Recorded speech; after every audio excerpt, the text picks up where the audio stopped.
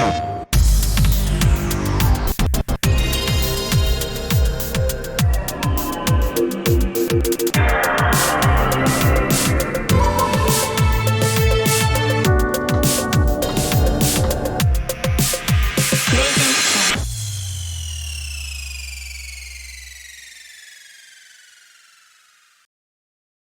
up, everybody? Welcome to PSI Love You XOXO episode 12. I'm one of your hosts, Greg Miller, alongside the OK Beast, blessing Adeoye Jr.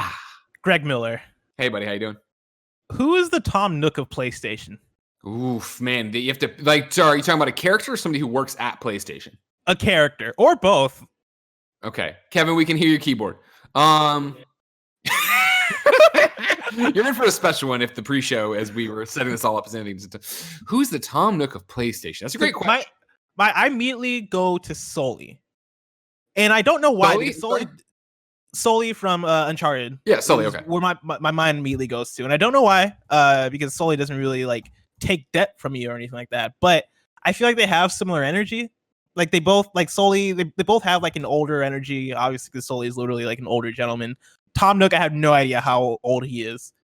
But I get like a Tom he's Nook older, right? He runs the island, so I mean that's what he's. Yeah. Doing. Do you get? I immediately, what jumps to my mind on this one is who is the Tom Nook of PlayStation? I clear my mind. What I see is Bock from God of War. Oh, you know what I mean? You go there, you barter with him. He talks to you a bit. He keeps you on task.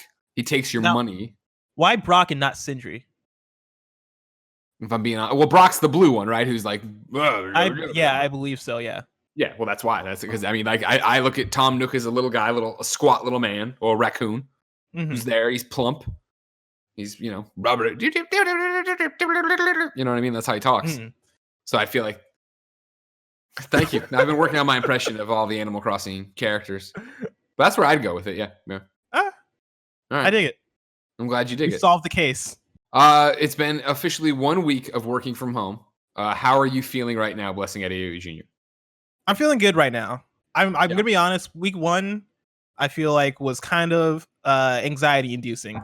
Yeah, I like being home first of all the time. Usually isn't like a problem for me, but when it's like a mandated thing of like I should definitely stay home, then I start to feel anxious about it. I don't know why. I don't know what it is about like human mental whatever's going on in my brain that tells me like, oh, I need to go out despite that. Now that you can't go out, you want to go out. Yeah And like usually I'd be fine with not going out, but I guess that's just the way my brain works now. And then like this whole Discord online Google Hangout situation we got going on. I just named like 2 different applications, but you get what I mean. It's been a thing to adjust to, but slowly but surely, I feel like we've gotten it down. Well, I appreciate the day in the pre-show when we were setting everything up. Kevin finally told you that he could bring you a desk and move your bed over to the giant empty side of your room. Because pan down and show people the desk you're working on right now. If they're video listeners. For people who don't know, I legit like. That is the smallest desk. It's not even a desk. It's an end table. It's a table. Yeah. No, legit. Yeah. It's my nightstand. It's like the table that's right next to my bed. And I had to convert it because like I didn't have a desk at my place because I don't have like a PC monitor or any reason to have a desk. Why would you? Yeah, no exactly. Need. Like what am I going to do with a PC? Taxes. Nothing. Yeah. And so I have like a whole empty space like over there on that side of the room. But one, there's not there's not like an outlet for plugs, so I can't like plug things in. And then also like it's like my gaming space over there. Like I have like a good I have good distance between me and the TV. You got the good feng shui over there. Yeah, it's basically like a living room within my bedroom. It's great. Okay. Yeah, I think you got to let that go. I love my living room as well, but I think I got to put a desk in here, right, Kevin? Kevin, do you think you can me? Oh yeah, I sit crisscross. I use the coffee table as this. It's my streaming setup. When I'm working, I take the laptop and I go to the kitchen table. When I'm streaming, I go right here and do this. Yeah. Why don't you stream from? Yeah. Is there a reason you don't stream from the kitchen table? It's so far away. Yeah. That's a good point. Yeah, this gives me some separation. You know what I mean? I don't need Lucy James coming out here advertising GameSpot. No, thank you, sir. No, thank you. Exactly. I feel you. You ready to talk about some PlayStation stuff? I am ready. Good. We're going to talk about if the PlayStation 5 is getting delayed, if Nintendo should go after dreams creators, and so much more, because this is PS I Love You XOXO. Each and every week, Blessing and I come together to talk about all things PlayStation. Reviews, previews, what's going on in the news, all that jazz, but more importantly, talking to you about it as we share this wonderful world of XOXO. If you like that, be part of the show, patreon.com/kindafunnygames. You can give us your questions, your concerns, your comments, and of course, your PSN profiles to rate here on the show. Then if you're on patreon.com/kindafunnygames, you can also watch us record the show live, get the show ad-free, and get the exclusive post show we do each and every week. However, if you have no bucks to toss our way, no big deal. You can watch us live no, you can't. I already said that part. Sorry. I'm doing the other thing. You can get us, of course, on youtube.com/kindafunnygames. You can get us on podcast services around the globe each and every Tuesday morning, unless there's some crazy embargo or PlayStation event like last week, but not this week. So we're cool and chill. Yeah. Housekeeping for you. Remember, you can be on patreon.com/kindafunnygames and be cool like our Patreon producers who support the show, like Mohammed, aka Momo, James Hastings, Evan Ballard, Steven Insler, Sancho West Gaming, Duval King Jabub, Cody Banks, the secret agent, Trent Berri, Max Blair, Julian, the gluten-free gamer, Tom Bock, NanoSupport, Michael Bradley, Youssef. Today, ladies and gentlemen, we are brought to you by Blessing. Give me a drum roll on your little wooden desk. Thank you very much. We are brought to you today by Mint Mobile and ExpressVPN, but I will tell you about that later. For now, let's begin the show with what is and forever will be this week's X's and O's. Greg Miller. Blessing, Adeoye Jr. I have just one question for you. Yeah. Is PS5 getting delayed? Thank you for asking this question, Blessing, because here we were prepping our little show. You got something to say, Kev? What? The PS5 watch. Run it, Kevin.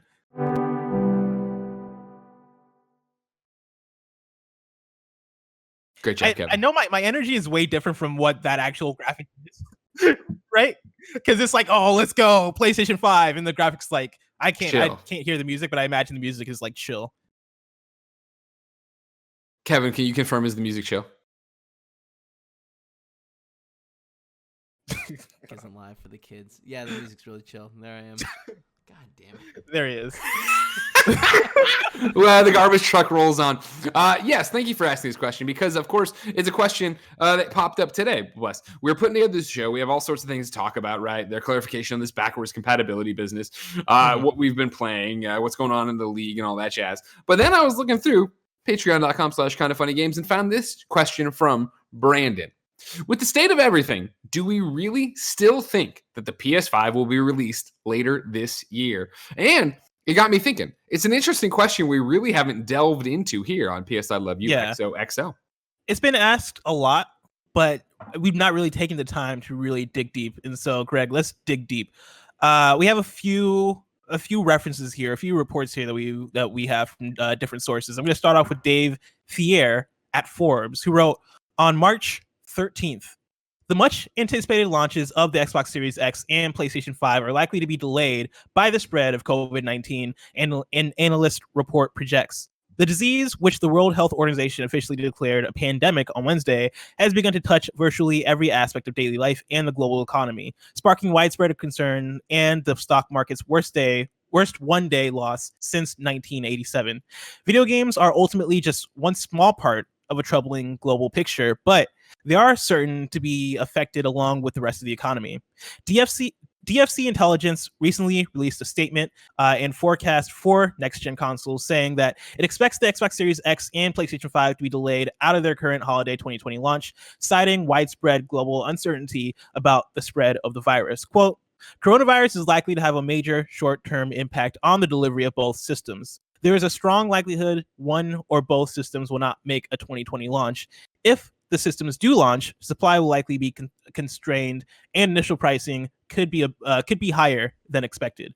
Currently, the economy is in an unprecedented state of uncertainty. Even if the situation clears up in a few weeks, the ability to manufacture and release a high-end new game system has already been severely impacted, end quote, writes the firm in a note.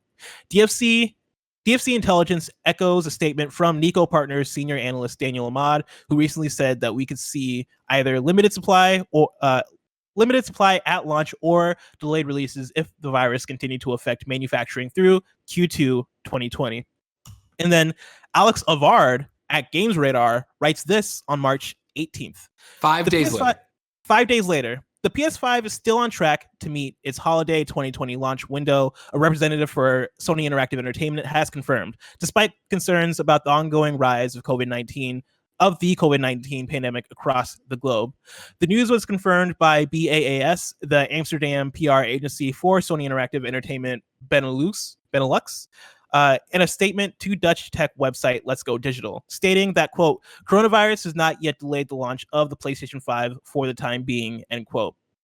And then Takashi Mochizuki at Bloomberg, and this is from over a month ago, on February 16th, right. So what happened here, is I wanted to, so often, sorry, just to give you more context for what I gave you all here. So Brandon asked the question and I was like, what is the latest on this? Found the Forbes article, then found this PlayStation follow-up, right? I want to talk about all that, but for context, then I was looking into what's going on with Switch. Because if you remember back in February, which is what you're about to read from, right, from Takahashi, is that in February 16th here on Bloomberg, there was this report, to which I then have a follow-up from March 19th.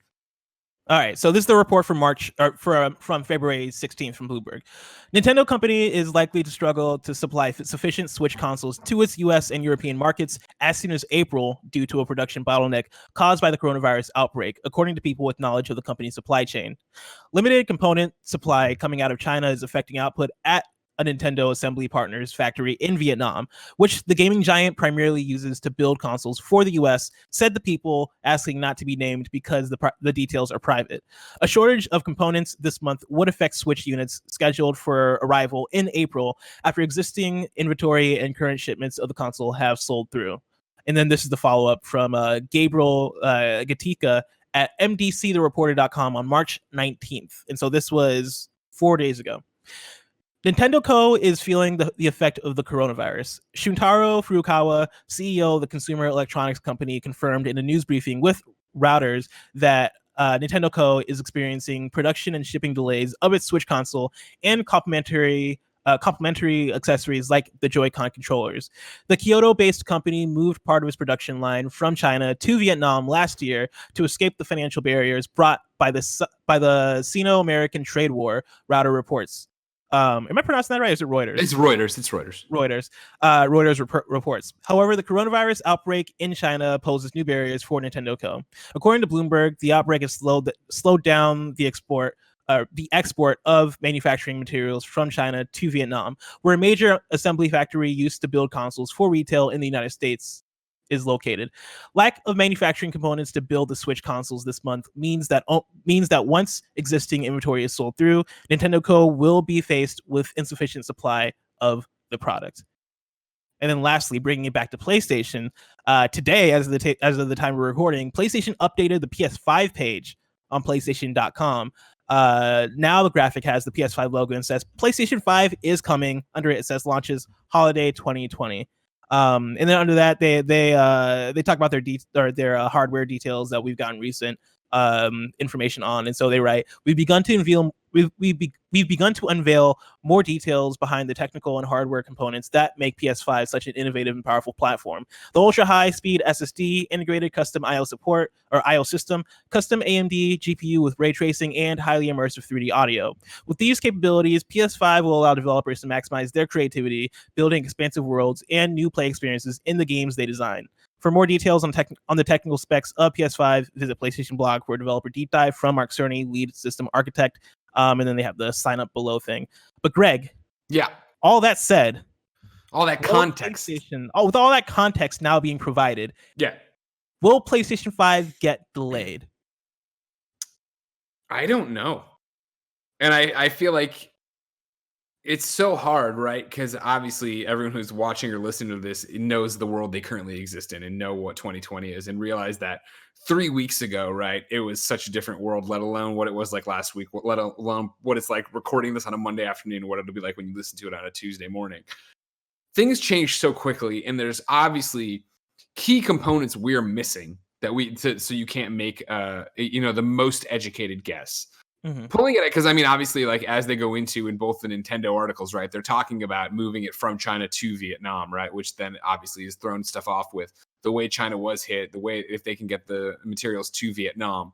What does that mean for PlayStation 5 being manufactured in China and how many people are out? And as the pandemic is spread worldwide, obviously, China has actually been better to get on their feet and better with regulations and better to get back towards, in the timeline, normalcy, right? Just because they had to deal with it first.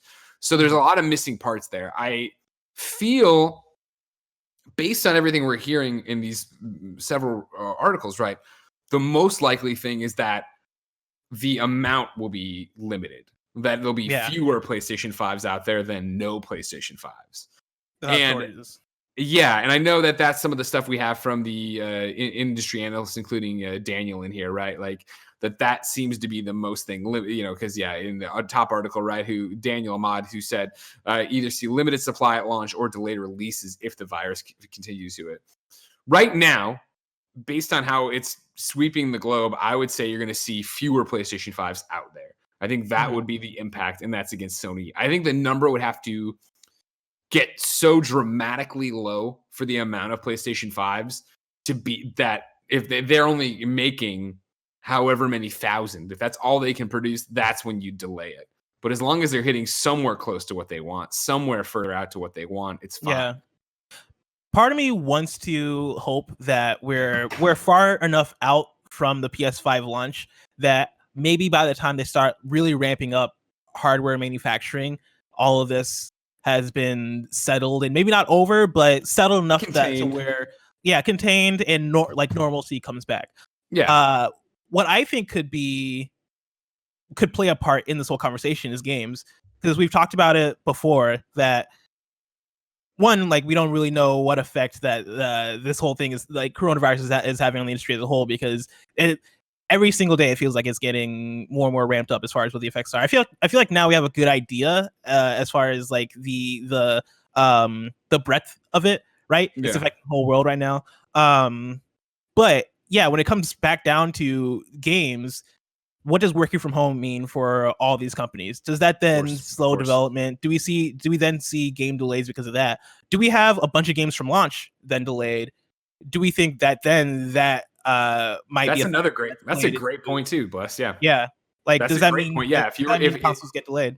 Yeah, if you figure if your PlayStation, you're going to hang your hat on Horizon 2, if Guerrilla working from home, which I'm not sure if they are or not, by the way, but let's say they were for this argument, if they're working from home and that delays that game and you have no major first party title or whatever, that you don't have the major exclusive you thought you were going to have, does it make most sense to wait and go? And you get into such an interesting question. I think the wiggle room becomes, and granted, this is again talking out our asses, like, is the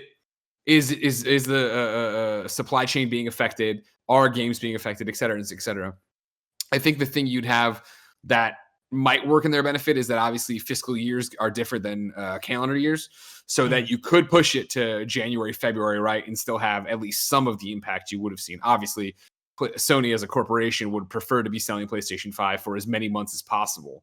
But if they think they're not going to be able to deliver, then maybe you do hold back. But then again, that's such a, and now that that's out of my mouth and we're talking this through as a arithmetic problem, I don't think they give a shit about that, right? Because they care about you buying the system, which you would do. And like, again, think about it. If there's 25% less systems, then you're definitely going to buy it probably. And I'm not throwing it around in the PS3, $599 US. You're definitely going to get a second job to buy this. I don't mean it like that. I mean it in the way that if suddenly there's 25% less, there's even more demand for them, that you're going to buy it. And then you will sit there and be like, man, it sucks. There's nothing new to play, but I understand because of the virus. I understand because of how this has been affected.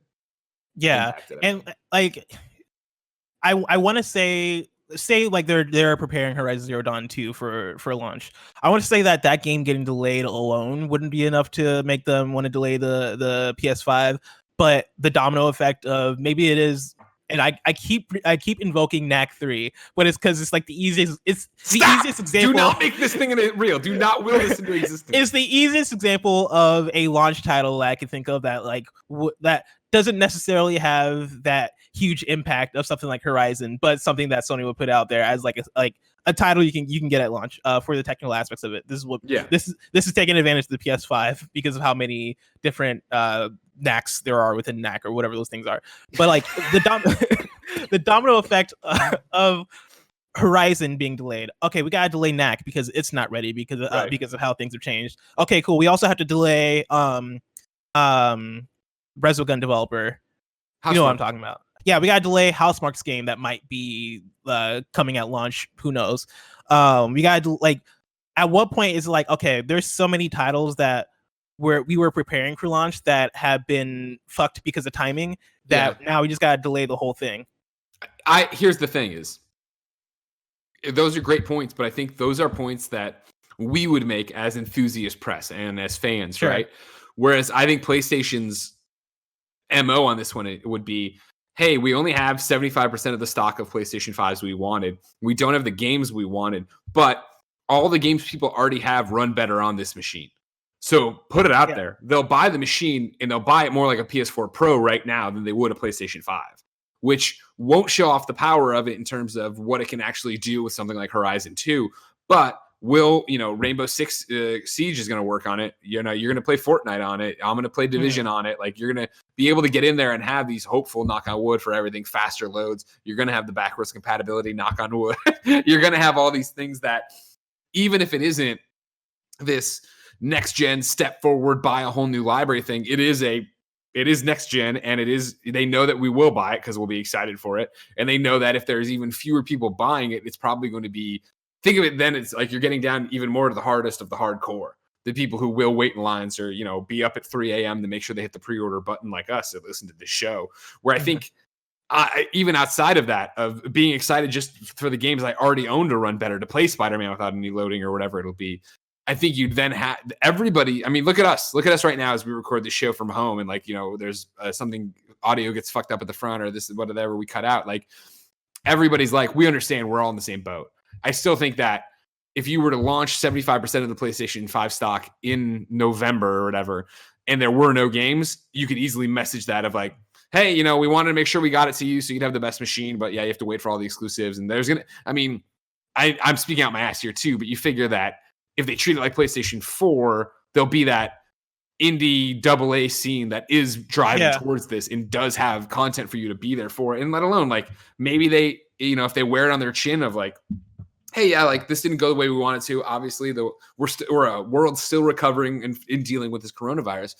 We've included PlayStation Now. You know what I mean? We've given you 6 months of PlayStation Now, or 3 months that'll get you to January or February when we do put out Horizon 2 or whatever it is. They're like, send us your ear. We'll send you like exclusive headphones that'll help with your HTFR. I mean, that's all you need too, right? Is if you just send us your ear, 3D print your inner ear so Mark Cerny can look at it. But it's also like if you just put in like, whatever day one avatar you want or anything like that. Like, I think I understand, especially coming off of the back of last week's presentation from Mark Cerny, right? Again, I thought one of the most interesting things in there was revolution versus evolution.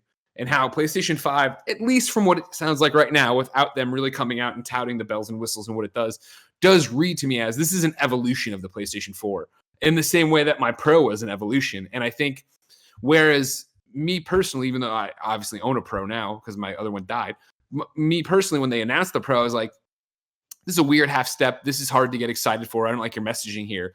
The PlayStation 5 is completely different of like, hey, it's a brand new thing. It's going to do all these new games. It's going to do this different thing. Like, even if it is that I'm buying in early on that, I'm, early adopter ground level, I think you'd get enough boom off of that. And, I think, again, where this would be a completely financially driven thing, they wouldn't care about, like, what the initial reviews of the PlayStation 5 are. They just want it in your hands. Yeah. They want you to buy it. They want you to turn over your money. I think they do it. I'm going to throw out a hypothetical question for you. Love it. Say things get fucked with manufacturing on the PlayStation side, and this is the thing that I'm not necessarily expecting to happen, but it's a what if. Say somehow PS5 does have to get delayed to spring 2021 because of all this. And Microsoft Xbox, they're able to move forward and launch the Xbox Series X in fall. What ripple effect do you think that then has on the console? I mean, obviously, Xbox gets the lead just by, dollars and cents in numbers, right? If you selling 2 is better than selling 0. And I think that they would get to not dominate the conversation, but it would definitely do what we're always talking about with the Xbox. The Xbox Series X versus PlayStation 5, which is all you need is, I think, people to just crack that Xbox door and glimpse in at all of the programs they have. Like, I feel like if you're so jazzed for next gen and you're so ready for next gen and PlayStation does get delayed, suddenly you have that. And granted, keep in mind that I'm working with this as of March 23rd, 2020 in the economy we're in right now. Obviously, if things get way worse, this all changes. Because the other thing as you get closer to these consoles is like, what does disposable income look like for most of humanity? You know what I mean? Like, are they really going to be like, we're talking about like delays, we're talking about games, we're talking about this, like, if we just talked about it, right, of like with Kevin before this, like if this goes on another full-blown month, like things are going to get even worse. And I'm not even talking about like health and people going to the hospital. I'm talking about like people and businesses closing and people's funding or way of paying the bills going away. And so like that's the thing of like, that's the other big question for PS5 and Xbox Series X before we even get to your question is if the economy completely fucking tanks and suddenly we have this giant jump in unemployment and all these restaurants and businesses are closing down and not reopening, like, is that even the right time to launch your stuff? Like, what, are people going to be wanting to go out and buy a high-end console? There's no, you're on these tracks, you can't really stop it. But are people even going to have the money for it at that point? Like, if the economy is tanking, are people going to want to spend the disposable income to buy a PlayStation 5 when they could be using it on food or whatever? Food, medicine, rent, you know what I mean? And that's the other thing of like, where are these freezes going to be? I digress. Jumping that hypothetical track back to your hypothetical track, let's say for the most part everything gets on track and nobody gets screwed up. When you get there, I think that giving that gap, if it's 3 months, 4 months, I think you suddenly then have a question in your head of like, well, fuck, I was only going to buy one at launch anyway. Now there's only one at launch. I will buy the Xbox and I'll buy the PlayStation 5 when we get there. And I think that you see a lot of people who say that and have the best intentions of doing that. And then when we get there, have they been won over by xCloud? Have they been won over by Game Pass? You know what I mean? Like, they bought it. I'm going to buy it just for Halo Infinite. And it comes with 2 months, 3 months of Xbox Game Pass. And suddenly you're like, oh man, there's all these games on here I never played. And you're playing those. And then by the time you get to PlayStation, are you as motivated to get out the door and buy a PlayStation 5?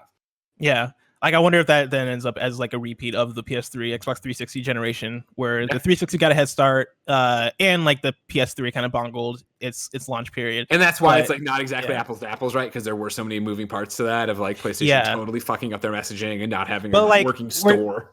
We are still kind of at that, like that all could still happen, right? Like, we talk a lot about the Mark Cerny talk last week, which definitely like wasn't like the biggest stumble, but I kind of see it as an overall stumbling block for PlayStation as we're on the road to PS5. How does this situation that we're in right now play into a domino effect that ends up being bad for the generation of PS5, or end up in a case where PS5 has to play catch up now halfway through the next generation of consoles? Like, I'm very curious to see it. Oh, 100%. Like, it's funny because, all last year I kept saying I couldn't wait to get to this year and see it because it was going to be such a fascinating year for games. And it got very fascinating. It's going to be even more fascinating because now there's all these outlier things of just like, you figure, I know it's a tired story, so stick with me. I'll get to the new part in a second. But, coming off the back of PS3 and 360's generation where we're like, all right, one more console generation, then it's over. And then to have PlayStation 4 be this runaway success and just fucking break all these records and shoot up this list. I'm sure, and I'm sure I speak for so many of the listeners, viewers watching this too in their own personal lives that were like, man, this year is going to be great financially. I got a raise. I did this. Now you're not getting as many hours, right? Think about that now from internal of corporate for Sony, right? Of like, we got this, we still have the tiger by the tail. We're not going to fuck this up. We're coming into PlayStation 5 hot. Oh, fuck. The world economy is in free fall right now. And, you can look to it right now and be like, well, everybody's playing Animal Crossing. Everybody's playing Doom Eternal. Everybody's buying these games. It's like, yes, but that's week 1.5, 2, depending on where you live of this pandemic of stay at home. It's not, and it's also a $50 to $100 investment if you, $60 to $120 investment, depending if you bought both or whatever. Like, imagine that, you multiply that out, that if it launches in November, right? Everybody's out of work for 7 months or something, or has reduced hours for 7 months. Like, that's a completely different ball of wax to actually have you buy into this high-end electronic. Yeah. And so, it's so different, and there's so many layers to it. And what I thought was interesting that I wanted to pull out of these things is that the Alex Zavard piece from Games Radar, right, with this quote from the Amsterdam PR agency that does it for Sony Interactive. That to me, like, don't get me wrong, great job from Let's Go Digital for getting that quote and doing that. That carries no weight at all with me. In the same way that today they put up the PlayStation 5 is coming, like they updated the website, right? It smacks so much of when I got in that argument with kids for like 7 months about Persona getting delayed, where I'm like, Persona's going to get delayed. And they kept going, Greg, the website says it's this year. And I'm like, motherfucker, it's just a fucking marketing website. Like, this PlayStation 5 thing is just a marketing website. And don't get me wrong, it's with the best intentions. I don't think anybody at PlayStation's like, fuck, we're delayed a year. Don't tell anybody. I don't think that's what's happening. Yeah, like right now it's planned. Right now they're going for fall. And I'm sure there's conversations that are like, hey, what are our contingency plans in case things go super south? But that's not changed. They're still a 2020 release. And that's my thing with this Games Radar piece, right? Where the quote is just so weak, and it's from a third party, right? Where it's like, quote, coronavirus has not yet delayed the launch of the PlayStation 5 for the time being. Now, granted, that's a translation, right? So there's something else going on. There's stuff going on there. I think it's translation, actually. I'm not sure. But the fact that you follow that up with from last week, this thing from the CEO, right, of Nintendo, confirming that, yes, they're experiencing production and shipping delays of Switch. Like, that is like, firsthand in the shit, this is what we're seeing. Not that we're the PR company, which means that there are so many different layers to us in the answer, that's what we're being told by PlayStation. So that's what it's got to be. Yeah.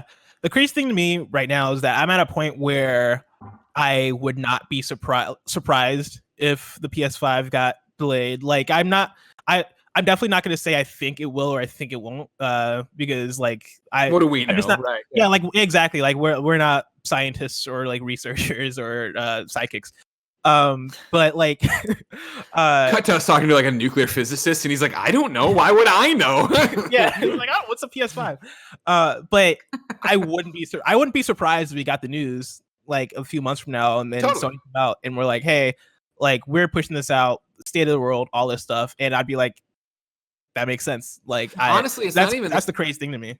It's not even a few months from now, because I just, again, with the way, and I'm not trying to take shots here, the way Sony is about their messaging and marketing and like not letting there be a Phil Spencer right now who's out there talking, I don't think you'd hear about a few months from now. I think you'd hear about it a year or two from now when this is kind of past. Because also, like, there is this element to it of just like, if you're PlayStation, right, and everything I just said and all these internals, you can't boo-hoo this. Like, people are dying. People are losing their jobs. People can't work. Like, you know what I mean? You can't be like, we can't move as many units. We're really upset about that. You know what I mean? Like, it sucks, but like the problem is everybody has something in their life right now that sucks. And there's this like range that goes all the way to you dying. That is like, oh, that's really the shit. So you're saying at that point, like the communication is like, hey, we're moving the PS5, but they don't necessarily say it's because of COVID or anything. I think they would, but I think what I think is going to be more interesting is that I don't think there'll be clear messaging at launch. Whatever they come out, we have the PlayStation 5. And I again, what I'm talking about to dial it back is them putting it out this year and putting out fewer units. I don't think they would say, hey, we're still going this year and we're putting out fewer units. I think they would just do hey, we're launching the PlayStation 5, buy it. And then it gets snapped up even quicker. But it's that thing of, I don't think you message it ahead of time to let people know that there's fewer units. I don't think you get in front of people and say that you've limited it because of it. I think there's some weird PR CEO way to say it in an interview and move on to the next question. And then I think years from now, there's we didn't have 25% of what we wanted. Yeah, I don't even think you acknowledge it. Like, platform or scarcity, product scarcity is the thing that has been practiced in video games. Like, well, if you just look at Nintendo and the way they kind of dealt with like the Wii and all this stuff. Like, I feel like they could just go out if they plan to do like hey, we'll do 70% of the stock that we have. You just go out there. I think you just release it, and then a few weeks later, when you're being interviewed about like, hey, where are all the PS5s? It looks like they're not on shelves. You are then like, hey, this year, like manufacturing has been down, and you just like roll with that. And it's that thing, we're all gonna know it too. Like, you know what I mean? Yeah. Like, and that's what's so fascinating is I think Xbox could go the other way. Xbox could and probably will just lay all their cards on the table and be like, hey guys, you know, we're doing fewer Xboxes because of COVID. Halo Infinite's delayed, all this other stuff. And you're going to be like, yes, thank you for saying that, Phil. That's exactly what it would be. And PlayStation, I think, will get caught up totally in the PR marketing speak of, hey, all right, well, this is what we thought brand consumer, you know, like whatever the fuck they're going to say to make it happen. Yeah. We'll see, Greg. We will, Blessing. Are you ready for story number 2? You know it. Sony has posted an update about PS5 backwards compatibility. This comes from the PS blog. And now what I've done is I've taken there are 3 communications about this. I got like a lot of shit on Twitter for over the last weekend because I said during their latest communication about backwards compatibility, I said that they're still being confusing, which I stand by. I understand fully what they're saying, and I'm going to get into it. I understand where they're at and what they're finally saying, but I still want to point out it's messy communication. Rather than go A to B, right? They went like A to T to S to then to Q, and then they got to B. You're like, okay, thank you. So I'm gonna lay it all out, right? Lay it out for me, Bless. Last week we all watched the PlayStation Road to PS5 presentation conducted by Mark Cerny. These are Mark Cerny's original words regarding backwards compatibility. I watched it, I typed it down verbatim to make sure I got it word for word. These are Mark Cerny's words. Quote, running PS4 and PS4 titles at boosted frequencies has also added complexity. The boost is truly massive this time around, and some game code can't handle it. Testing has to be done on a title-by-title basis. Results are excellent, though. We recently took a look at the top 100 PS4 titles as ranked by playtime, and we're expecting almost all of them to be playable on PS5. That makes sense. That makes sense. Yeah, okay. To me, that makes sense. To me, that says most PS4 games are going to be playable on PS5. They just took a look at the top 100, and most of them are playable, and we are translating that to the vast majority of PS4 games. Okay. It's funky wording, but that was like my first takeaway until we got to the blog that came out the same day after Mark Cerny's original words. This is the blog wording, which we were going off of last week, which made us think that only 100 PlayStation games are going to be playable. This is what the blog said. Not even. Quote, we're excited to confirm that backwards compatibility features are working well. We recently took a look at the top 100 PS4 titles as ranked by playtime, and we're expecting almost all of them to be playable at launch on PS5. With more than 4,000 games published on PS4, we will continue the testing process and expand backwards compatibility coverage over time. That's very bad wording. So that's the one that makes it completely sound like we have less than 100 PS4 titles that are going to be backwards compatible, but there's 4,000 of them, and we're working on getting you more. That's exactly what that sounds like, and that's what we're going off of last week, because that's what they put down in their blog versus what Mark Cerny said in 20 seconds during a 52-minute presentation. This is their latest update that came out that clarifies the previous update that was very confusing. All right, so this is what they write on the PlayStation blog. A quick update on backward compatibility. With all the amazing games in PS4's catalog, we've devoted significant efforts to enable our fans to play their favorites on PS5. We believe that the overwhelming majority of the 4,000 plus PS4 titles will be playable on PS5. We're expecting backward compatible titles will run at a boosted frequency on PS5 so that they can benefit from higher or more stable frame rates and potentially higher resolutions.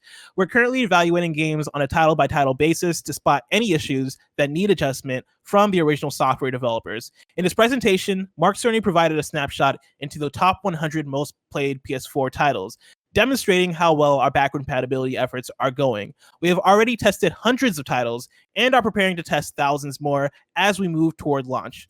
We will provide updates on backward compatibility along with much more PS5 news in the months ahead. Stay tuned.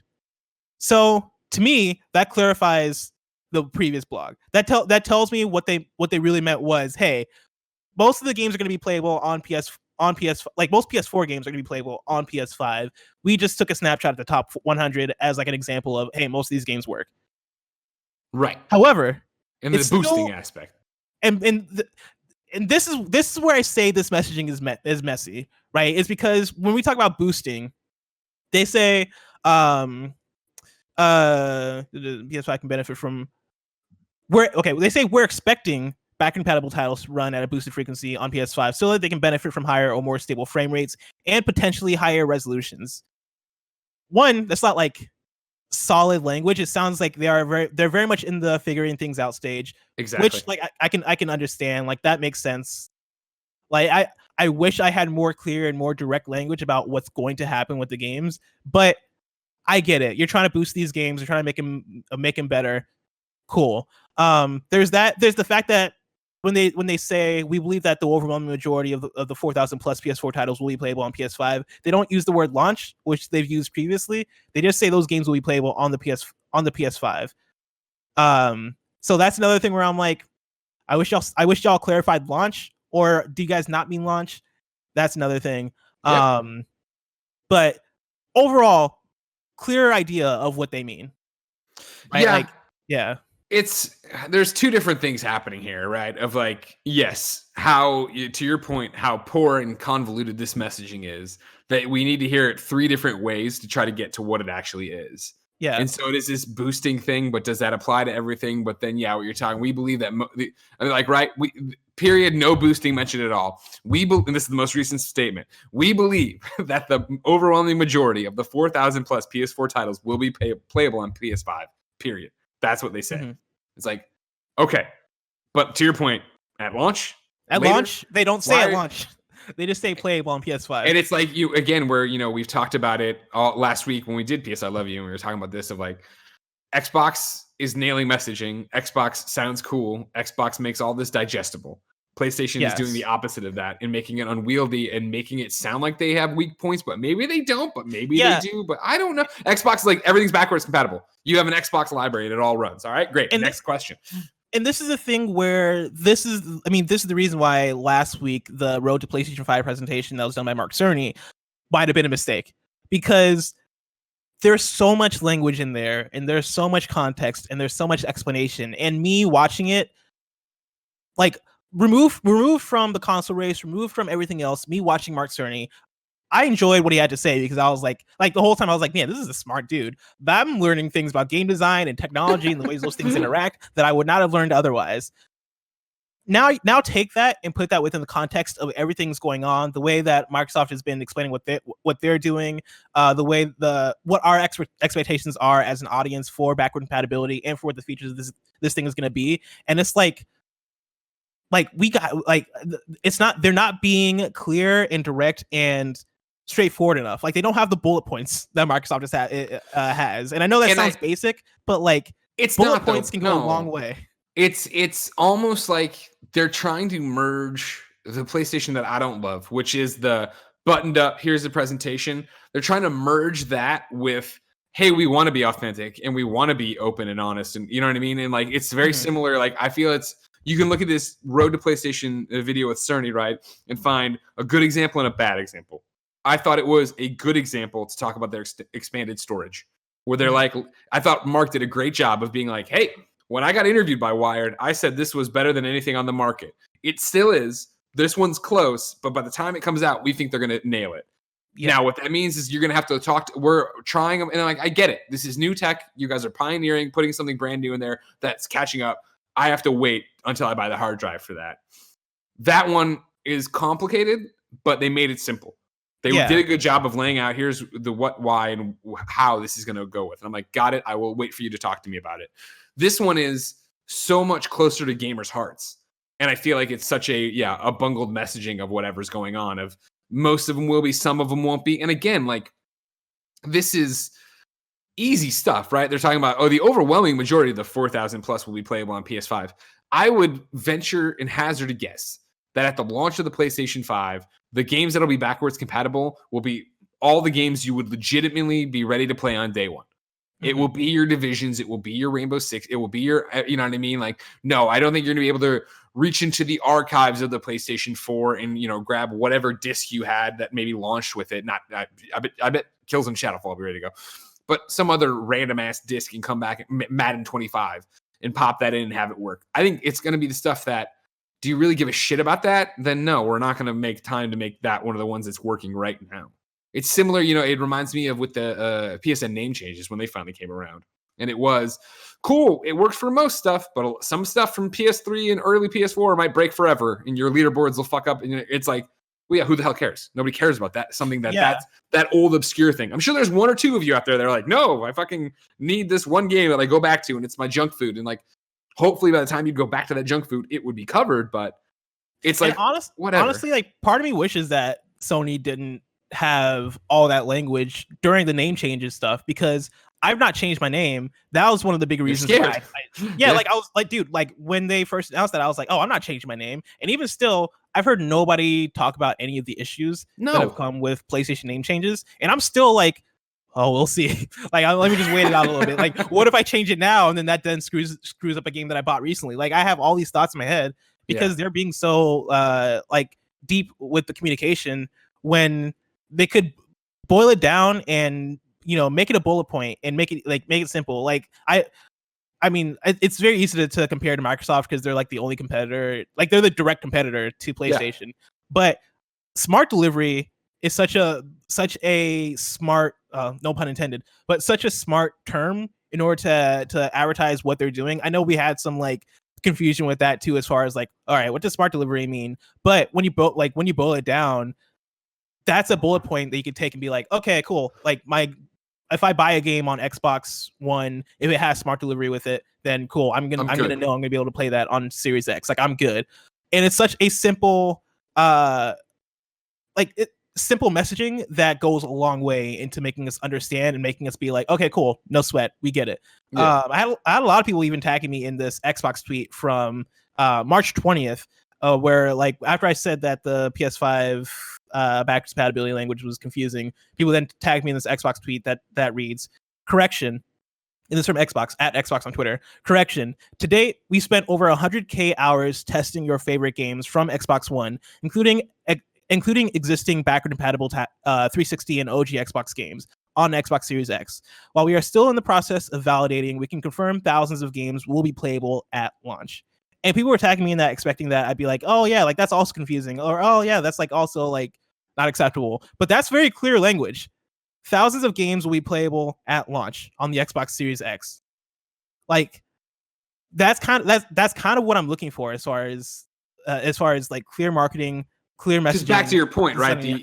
They're clarified. This is our final statement. We believe that the overwhelming majority of 4,000 PS titles will be playable on PS5. Period.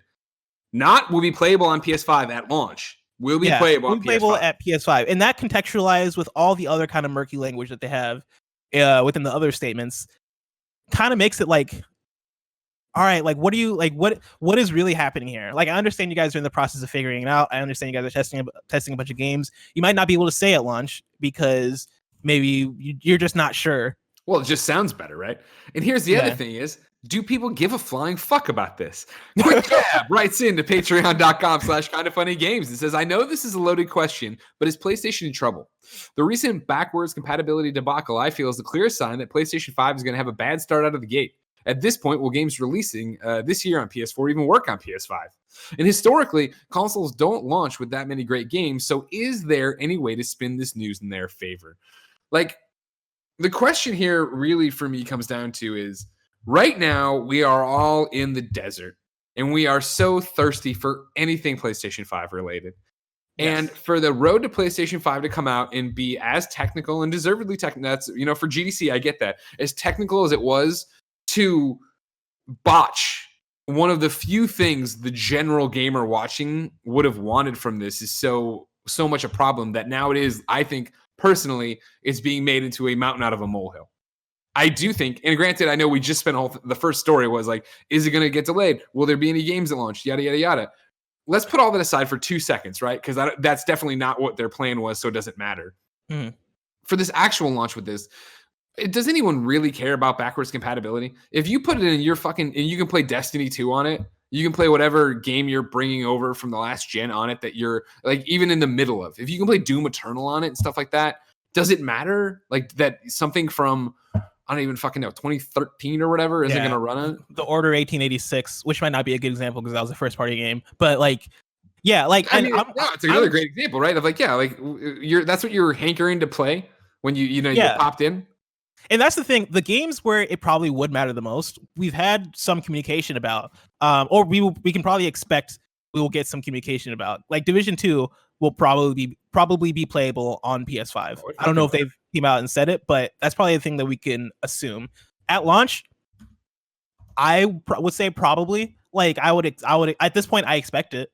And like at the end of the day, these are very small things. And to the question that was just asked of at this point,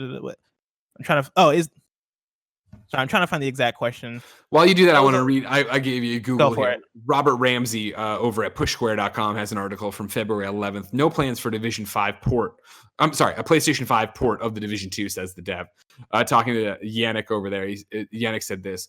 What I can tell you is that we are not making a specific version for those consoles. He says for those consoles.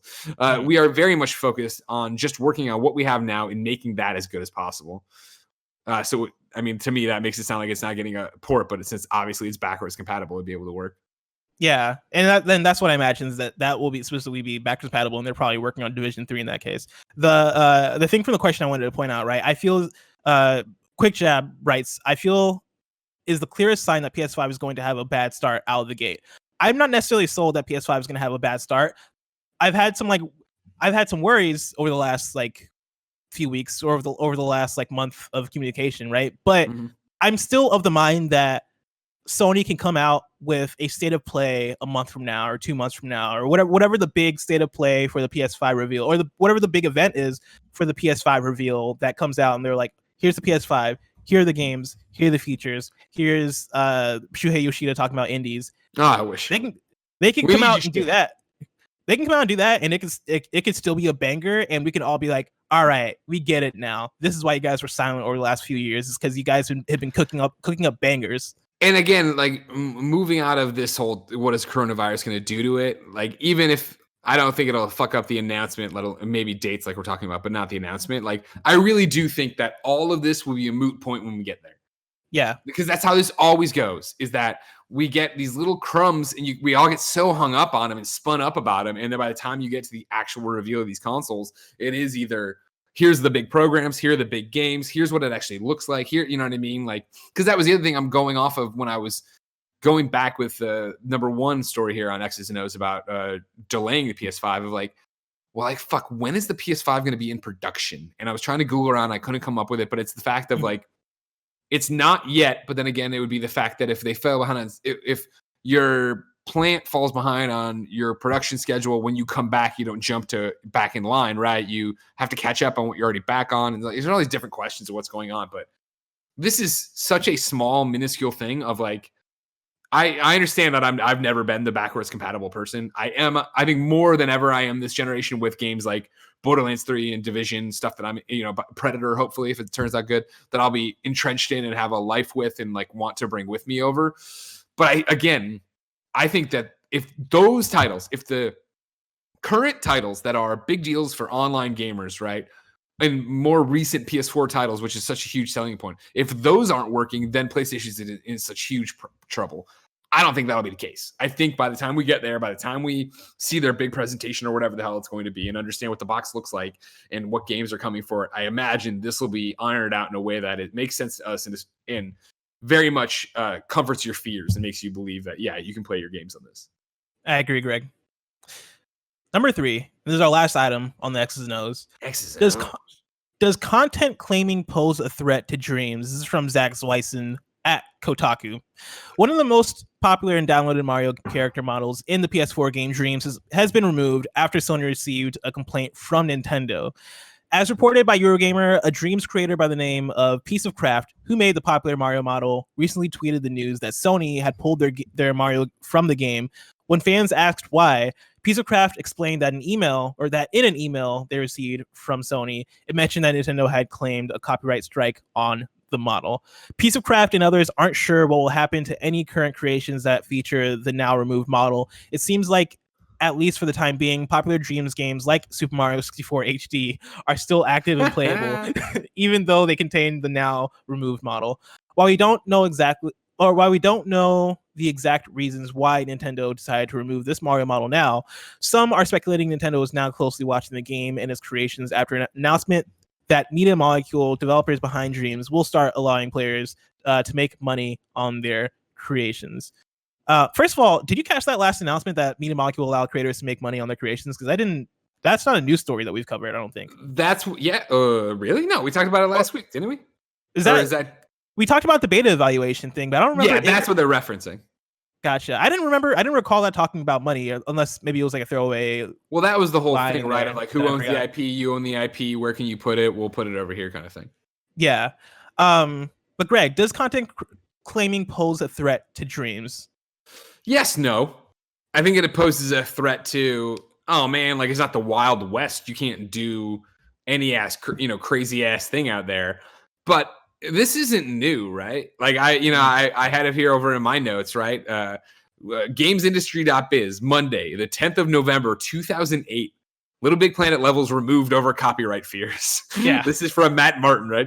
Media Molecules are removing user-created levels in Little Big Planet where they feature copyrighted material or other unsuitable content. And it goes on like this, talking about what they're doing, what they're taking, and why. Like, I think, this has been the biggest, not question, because again, this is an old thing, but as Dreams was getting ready for launch and so many people were looking at it, there were these big questions of like, well, how are they going to handle this kind of stuff? And I think this is how you handle it. I think you have to honestly let it be, for the most part, a company by company, IP by IP situation. Because I guarantee that when they remade Dead Space in there, even though they're EA, I bet EA is not like, we have to go after these people. They're like, that's something we don't care that much about, and it's cool that they're doing it. When they remade PT in there, I doubt Konami was like, fucking get on the horn and shut it down. Like, oh, that's really a cool thing. This thing of making Mario, like, Nintendo's always been among the most like protective of their IP and what they want to do with it. And like, yeah, they have so many different, I think, arcane rules when you look at even streaming, right? Where if you're going to stream, you have to be in their program or whatever. Like, yeah, there's all these different things to it, but I don't think it's a huge threat to Dreams. I think honestly, this won't go over well probably, but I think it's a good thing for them. I want to see people be motivated to make their own shit. When I turn on Dreams and I play shit, I'm not usually going in and being like, wow, yeah, you made this Tomb Raider level. I hope you remake all of Tomb. No, like, make your own thing. I think it's cool to get inspired by something like this. I think it's awesome that somebody in Dreams was a piece of craft, I guess, right? Was like, I know Mario. I'm going to go make a Mario model. Wow, I did it. Wow, people love it. Oh, it's taken down. That sucks. Let's make some other models. What else could I do? And you hope that it pushes them outside their comfort zone to start making their own creations. And that's, for the record, I should look up piece of craft on indreams.me. I don't know if that's the only thing they've done or if they've already seen that or if it was a lark or whatever. What about you? Yeah, I mean, my whole thing is that as far as creativity goes and as far as creation goes, I'm a firm believer that like the way you get better at doing these things, like the way you get better at sculpting or creating a game or doing whatever, is by copying and is by like emulating what you love and then learning how to do that on your own. And so like if for example, like we all know Mario, we all know World 1-1, right? If recreating that is your way of being like, if recreating that is your way of learning the tools, I think that's great and I think that's valid, and I feel like that is probably the most useful way of learning new tools is by recreating or emulating what you love.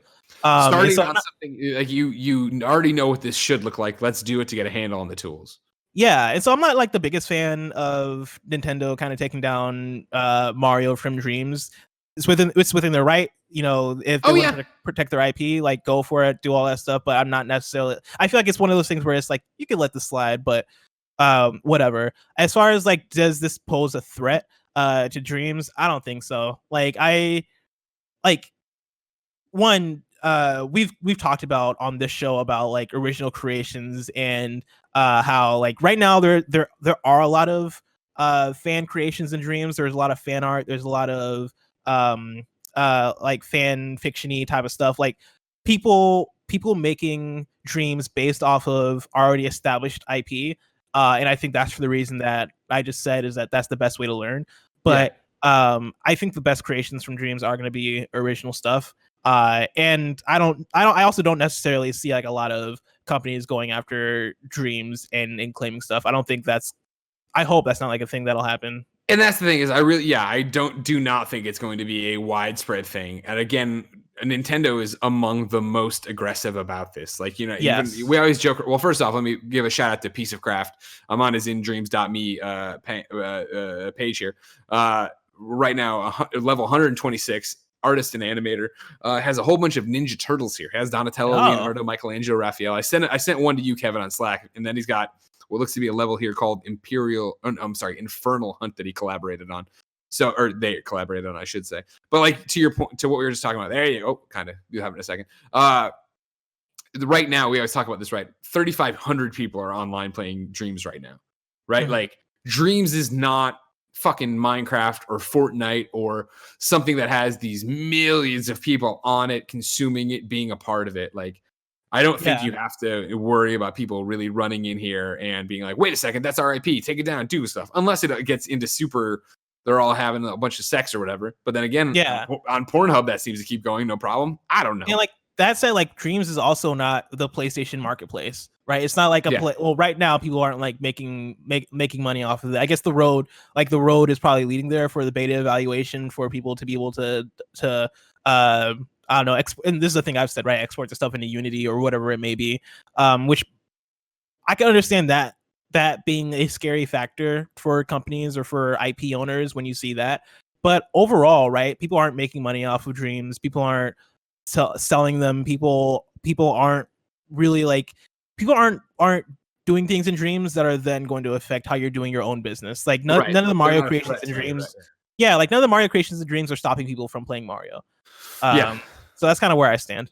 Yeah, and I'm with you on that. And I think, again, it won't be that severe of attack. I also do think, I'd rather see people make their original creations, let alone, like you're talking about, that people aren't making money off of it. But as we talked about, 2 weeks ago, last week, about this whole beta and the ability to use your IP and move it around, like that's only that. I'd rather people start removing stuff and realizing that IPs matter than get to the point where Media Molecule is going to be like, all right, cool, we figured out a way for you to make money off your creations.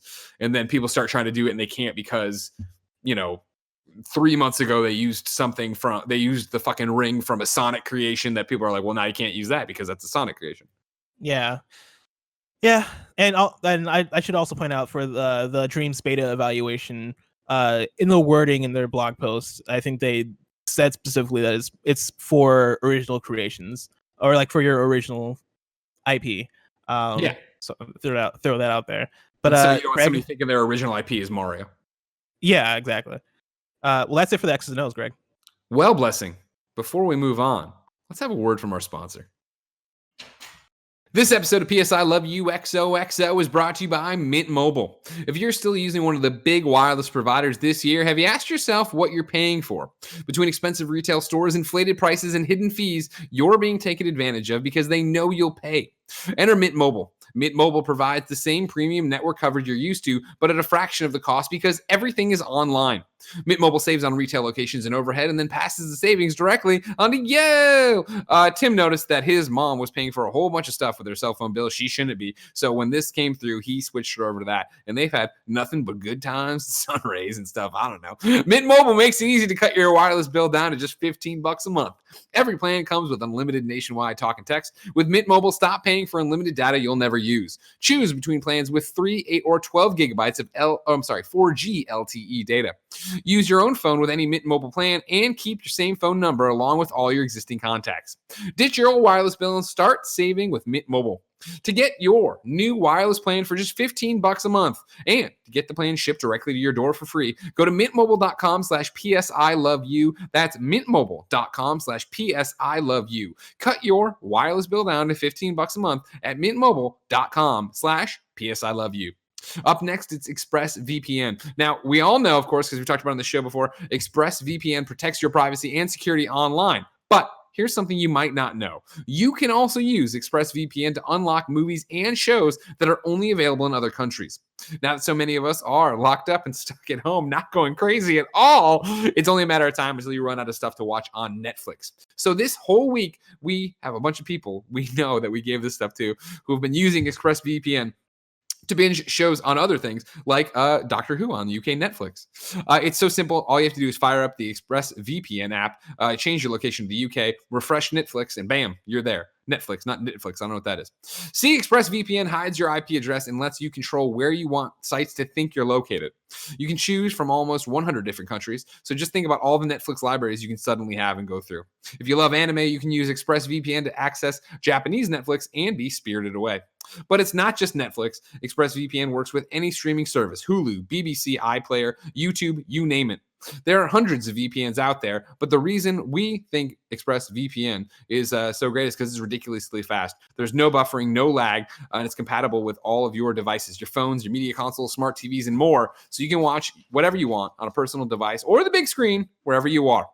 If you visit our special link right now at expressvpn.com/PSILoveYou, you can get an extra 3 months of ExpressVPN for free. Support the show, watch what you want, and protect yourself with ExpressVPN at expressvpn.com/PSILoveYou. All right, we're back with the next segment. What you playing? Blessing. I'm going to do something unheard of and start. I'm going to start. All right? Whoa, twist. I've been playing a little game called Half-Life Alyx. Hear me out. That's on PSVR now? Hear me out. No, it is not on PlayStation VR, but I feel like I'm going to go to my PS4. I'm going to turn it on. I feel like it's very important. It is very important to bring up on this show because there are so many PlayStation VR fans on it. Of course, I have a full review up with Danny O'Dwyer, me, Irish Cream, over on youtube.com/kindoffunnygames, the Gamescast podcast feed, if you want to get it there. I don't need to spend much time. There's a full review on it, but it is awesome. It is great. It is very much a VR game, and I want to ask you, Blessing, do you think you're going to end up playing this on PlayStation VR in a couple of years? Do I think Half-Life Alyx is going to come to PlayStation VR? Yeah. I would hope so. I don't know enough about it to know like what it's like technical and what or what it's like technically. Like I should be asking you this question actually. Does it seem like something that could translate over to the technology of PSVR? I think if they did a PlayStation VR 2, yes. I think with whatever they're going to do under the hood of PlayStation 5 and whatever they do next with PlayStation VR, I think it makes a lot of sense there. Because I would love to. Sorry, I played it on the Index, Valve's new headset with the finger tracking and stuff, and I played it on this PC that I'm streaming off of right now, and it took up like 68 gigabytes or whatever, and so like it was pushing it, and it's super detailed and it's super beautiful. And I do think, Danny in our review talks about it being a game of the year contender for him for sure. I talk about it being definitely a VR contender, VR game of the year contender for sure. But it still feels like VR, which was my knock against it in quotes, where it's like, the enemies aren't bright. They're giving you a chance to, react, which is cool because I'm in VR and I need to reload or I need to duck down or I need to whatever. But it also then kind of broke the immersion that the rest of the game was so good at setting. But I wanted to put it on people's radar for PlayStation VR fans because I know there are so many PlayStation VR fans. I think it's definitely worth looking into. I think it would be interesting if it does end up coming over here to PlayStation VR in some respect eventually. And I think it will, because even though Valve was asked point blank, I remember in preview coverage about this, if it was going to, and they said there's no plans on that, blah, blah, blah. I do think that their statement and their desire to put it on so many headsets make it seem that they think they have something special, which they do for a VR game. And I think getting that in as many hands as possible is definitely good for the medium. Okay. I want to see it come over. I haven't had much faith. I know every other Half-Life game has been on console, and Valve historically at some point on console. But like it's been a while since Valve has really put out a big game like this. So I don't know like how they've changed as a company and as a studio in terms of where they would put software on. Totally. And so, I thought this was an interesting tweet. Now, granted, it is launch day as we record this Monday of Half-Life Alyx's life cycle. Matt Piscatella, another one of the analysts we talk to and follow in the industry or whatever, he put up this tweet, right? Half-Life Alyx, 19,000 concurrent players, 238,000 concurrent Twitch viewers. Meh. Thought that was, granted, it's the middle of a Monday, so like maybe not, whatever, but it is fascinating to see how overlooked this game will be because it is VR. And I came at it, Danny came at it as a Half-Life fan for life. I came at it as somebody who's never completed a Half-Life. I came at it honestly as somebody who loves PlayStation VR. Like that's my VR unit up until I got the Quest, which I love as well. But I came at it as somebody who's played a lot of VR and wanted to see what it was like. And I thought it was impressive, and I wanted to put it on people's radar. And I will stop talking about PC games now. Well, don't get me wrong, I hated it all week. Having to talk about PC. Before we stop talking about it, is this something I can borrow from you? Can I borrow Half-Life Alyx from you? I don't know why you turned off your Slack notifications. I don't know. Friday, as soon as I fucking finished the review with Danny, I said I'm done with the Index. If anybody wants to borrow it in my Steam account, Crickets. I have from a theory. everyone. Now, granted, you're all console people and you're great. That's true. And I have a theory that it's because I don't close Slack on my computer and I just shut my laptop and my Slack is open, and maybe that's why it doesn't notify my phone because I miss all the Slack messages for some reason. My phone doesn't ring. Yeah, remember, it only rings manually. I don't know. I think the game's embargoed. Yeah, no, it was Persona, right? Where I was like, here are Persona codes, and then that was like on a Friday too. You came in on a Tuesday. You're like, can I get Persona? Yeah, I was like, wow, everybody has Persona, and we haven't gotten it yet. And I just checked my Slack, and it's like, oh no, we got Persona 4 days ago. Blessing, I like a good back and forth. Tell me about one of the games you've been playing. I have been playing Untitled Goose Game. I'm sorry, 2-time Game of the Year winner, Untitled Goose Game? Wow. It got to the point where I decided I can't ignore this game any longer. Untitled Goose Game has won both. It's won both DICE Game of the Year and GDC Game of the Year, which are two very respectable Game of the Years. The Game of the Years that are given out by the people who make your games. Yeah, like Game of the Year from the people who like know like how to make games, right? These are developers that are running this thing. And it's aside from that, Untitled Goose Game has become such a big game in terms of even what its name is or its not name is, I don't know. But it's hard to ignore. Because it was like weirdly enough like one of the biggest games last year. And so I decided to try it out. I decided to play it, and it's fun. Like it's a fun like small game. If you're unfamiliar somehow, it is you play as a goose.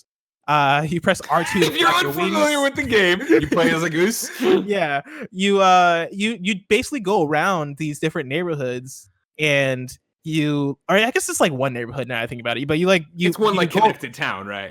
Yeah, it's like a small like connected town that you're walking through, and you're basically just causing havoc. Like you are annoying humans. People are trying to go about their day, and you're just messing their days up. And that's the whole game. You have like a list, like a checklist that you open up as like your list of objectives, and it's like an objective will be something like make or like spray the sprinkler on the groundskeeper, or make the guy who's sitting in the chair reading the newspaper, make him take off his shoes, or make this lady over here break her vase. And it's like stuff like that, and you just have to figure out how to figure these things out. It's like a little puzzle game, right? Yeah, it's basically like an environmental puzzle game where you're looking at what's going on in the neighborhood, and you're like, okay, how do I make this thing happen? And actually, some weird ways it kind of reminded me of playing Tony Hawk Underground. I know it's very much like a weird analogy, but like in the same way as in those games, you are just given random objectives and you're trying to figure out like how to make the guy who's peeing off into like in Canada, who's like in Tony Hawk Pro Skater 3, who's like peeing into the lake, how to make him fall into the lake. It's a similar kind of thing in Entitled Goose Game, but Entitled Goose Game is less of like a arcade game. It's more of a like, I'm gonna walk around and I'm just going to just fuck with people. So now have you beaten it? No, I think I'm towards the end of it. Like it's, according to Kevin, it's not that long, and I've played multiple hours of it at this point. So I don't even know if I want to go back to it. Like it's fun, but it's not like fun enough for me to be like, oh, I gotta see the end of this. Like, see, ding ding ding, that was my thing with 2 on top of Goose Game, because I played it at launch when we got it, and because I had seen it at events, and it's obviously adorable. It's super cute. But yeah, I did the first 2 like maps, right? So I did like the whole picnic area thing, and then into your first time into town. And I was kind of like, cool, I get it. And I put it down, and I never picked it back. I was never like, I needed to go back in. I'm not taking away from it, obviously, but it strikes me in the same way as like I'm not a puzzle gamer, and it was a puzzle thing. Even Donut County was like, and this sounds bad, I guess, but I didn't have to think as hard with Donut County. Whereas with Goose, it was very much like, well, how do I do A to B? It's like the same reason I didn't play adventure games outside until they became like Walking Dead Telltale games, which were choose your own adventure games. Rather than, hey, how do I this napkin and this microphone will, wake up Lucy or whatever. Like there's all these weird things you have to do in adventure games. Like I don't even want to do that. My thing is, I don't know what's fucked up about my brain that I gravitate to that. Like all sorts of gamers do it. This is very much a Greg thing, not a like. But I don't understand why I do though. Like I'll play a game like Broken Age, and Broken Age is probably one of my favorite games I've ever played. And it is that type of adventure game. Like it's kind of an old school-ish adventure game, though it came out in probably like 2015 or 2014. And you are like combining weird things in your inventory to try and make a thing happen. And Untitled Goose Game is a similar thing where it's like, okay, cool. I'm going to, I guess, to get this guy to take off his slippers, I'm gonna, let's see, I'll try and make him walk in this water to wet his feet. Okay, that didn't work. All right, what if I all right, no, I ran out of options. I really don't know how to do this. Like that was legit me playing this game this weekend. What up, sorry. Kevin? The actual ending of that game, I feel like, is very satisfying in a way I did not expect. Something happens when you're like, oh, okay, this is why I hate this prick. I'll push through. Then and finish it because I have to be close. Where are you? Have you gone through the restaurant? Yes, I'm like at the. I think I just finished the restaurant. Dude, you're right there. Just push through. You can do it. Okay, I'll push through. Don't be a coward. You can do it, coward. I am a coward though. But like, overall, game's very simple. Do you think it's game of the year? Is it game of the year to developers because it is so good at what it sets out to do? I imagine so. Like, and this is what I was actually streaming this game a couple days ago, just as a casual thing for like the 20 people in my Twitch chat, and having a good time. And it was one of those things where I was talking about it, and I was like, yeah, I think the thing that developers see in this game is the fact that it is so laser focused on what it is and the style that it's going for and the vision that it's going for, and it is uncompromising and it is unapologetically just the Goose Game. And it's in terms of all the moving parts of it, like the art style is like great, like it's cute, it's simple, like there's not like it's not like they nailed it. They nailed what they're going for. They knew what they were doing and they nailed it. The sound design, the soundtrack is actually pretty cool because it's like it sounds like it's like diegetic. It's like piano music that responds to what's going on screen.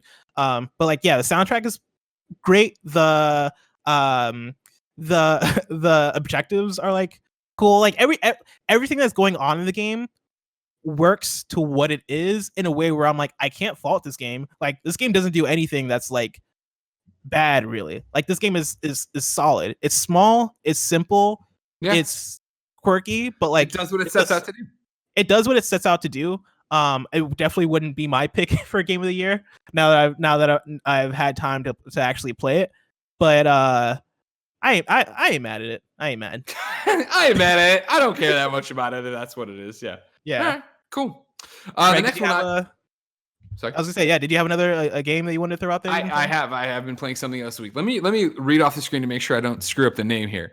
Twin Breakers: A Sacred Symbols Adventure. Have you heard of this game? I've never heard of this. I'm kidding around, of course. I have heard of this game. You have heard of this game, of course. Yeah. The game Colin Moriarty wrote. Kind of funny co-founder, Colin Moriarty. So Colin hit me up with a code last week, 2 weeks ago, and finally got in there. And it's a brick breaker, obviously. If you haven't seen the trailer, you should see their debut trailer when they announced it, because it's great. Pong, right? Yeah, exactly. Well, it's more like, there is a Pong mode. It's more like a Arkanoid or Breakout. Gotcha. So it's more like, rather than going against somebody else, which you can do, there's a Pong mode. That's probably what I saw in the trailer was like the competitive Pong mode that looks like that. I doubt it, because what I love about the gameplay, and we'll get to all that in a second, is that they do turn it on its head and make it like, you know what? I'll get to it in a second. So the idea, is that it is a brick breaker in the style of Arkanoid. It's, it's made to look old school. You know what I mean? Like, 16-bit ish or whatever. But obviously more than that. But you know what I mean? You got your you have the two bars at the bottom bouncing back the ball, split in half of the screen. One side you control with the right stick, one side you control with the left stick, right? And so you start at the bottom, with the two split there. Obviously you can't cross over each side of them. You have to stay on one side of the screen with each bar. And you go back and forth there, and you're bouncing the bricks up there, and you're bouncing the ball up there, hitting the bricks. The bricks have Roman numeral numbers on them, counting down to show how many taps they have left on them before they'll break away and go. Obviously, your idea here is to clear out all the bricks to advance to the next level. If you lose the ball, you have lives up here. If you lose all your lives, you have to either sacrifice points or just restart the level and go through that way. I love brick breakers, so I was super stoked to get this. Jumped into it. It's 40 levels through for the story stuff. Then it opens up New Game Plus to replay them again. So it's same 40 again, but a little bit different or whatever. Even though I couldn't tell you the differences off the top of my head, but I'm going through again, and I'm getting S ranks easier this time around, even though I don't know if it's my skills or not. But then outside of the main menu, there's a bunch of different added modes to it. Of like I was talking about, there's a shooter mode where you're just shooting stuff. There's a Pong mode where it is like this. However, right, what I wanted to talk about them getting complicated. So it starts off like you'd expect with the two bars on the bottom. One's named Greet. So let's take it all the way back to it. I've explained the core gameplay there for you, right? The idea is that Colin wrote this game. And so it opens with the most Colin Moriarty ass intro. You know what I mean? Where it's like, there's no VO, it's just text. So it's Colin fucking telling you like 300 years of world history to get you to fucking play this Brick Breaker, which is what they talked about in the original trailer when they put it out, of like a Brick Breaker with a story mode, because it's a very simplistic game mashed up with this crazy story about, you know, interdimensional and aliens and time travel and all this shit or whatever, and black holes. It's all very Colin if you've missed Colin's writing or him talking about that stuff.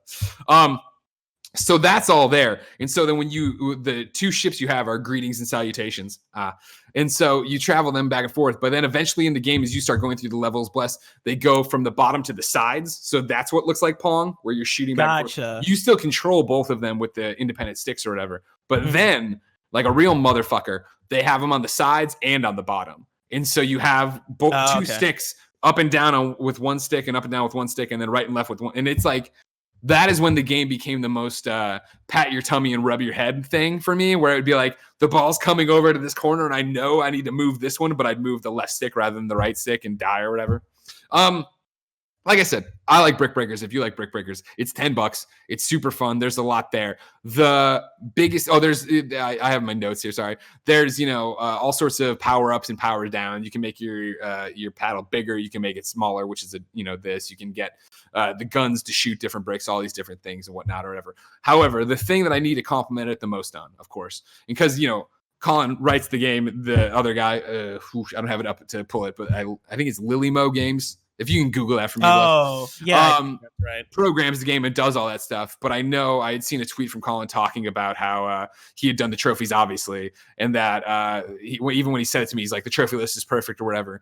The thing that's perfect about it is that for trophies is that when you hit the pause screen, you can go into the trophy room, which shows you a bunch of the collectibles, because, of course, Colin wrote all these collectibles, the world more story or whatever. But more importantly, you can hit the stats, and it shows you how close it has, if you're trying to get 50 silver coins or whatever, it'll show you how many you've collected so far, like the number, and that updates as it goes, and it's overall global for the game.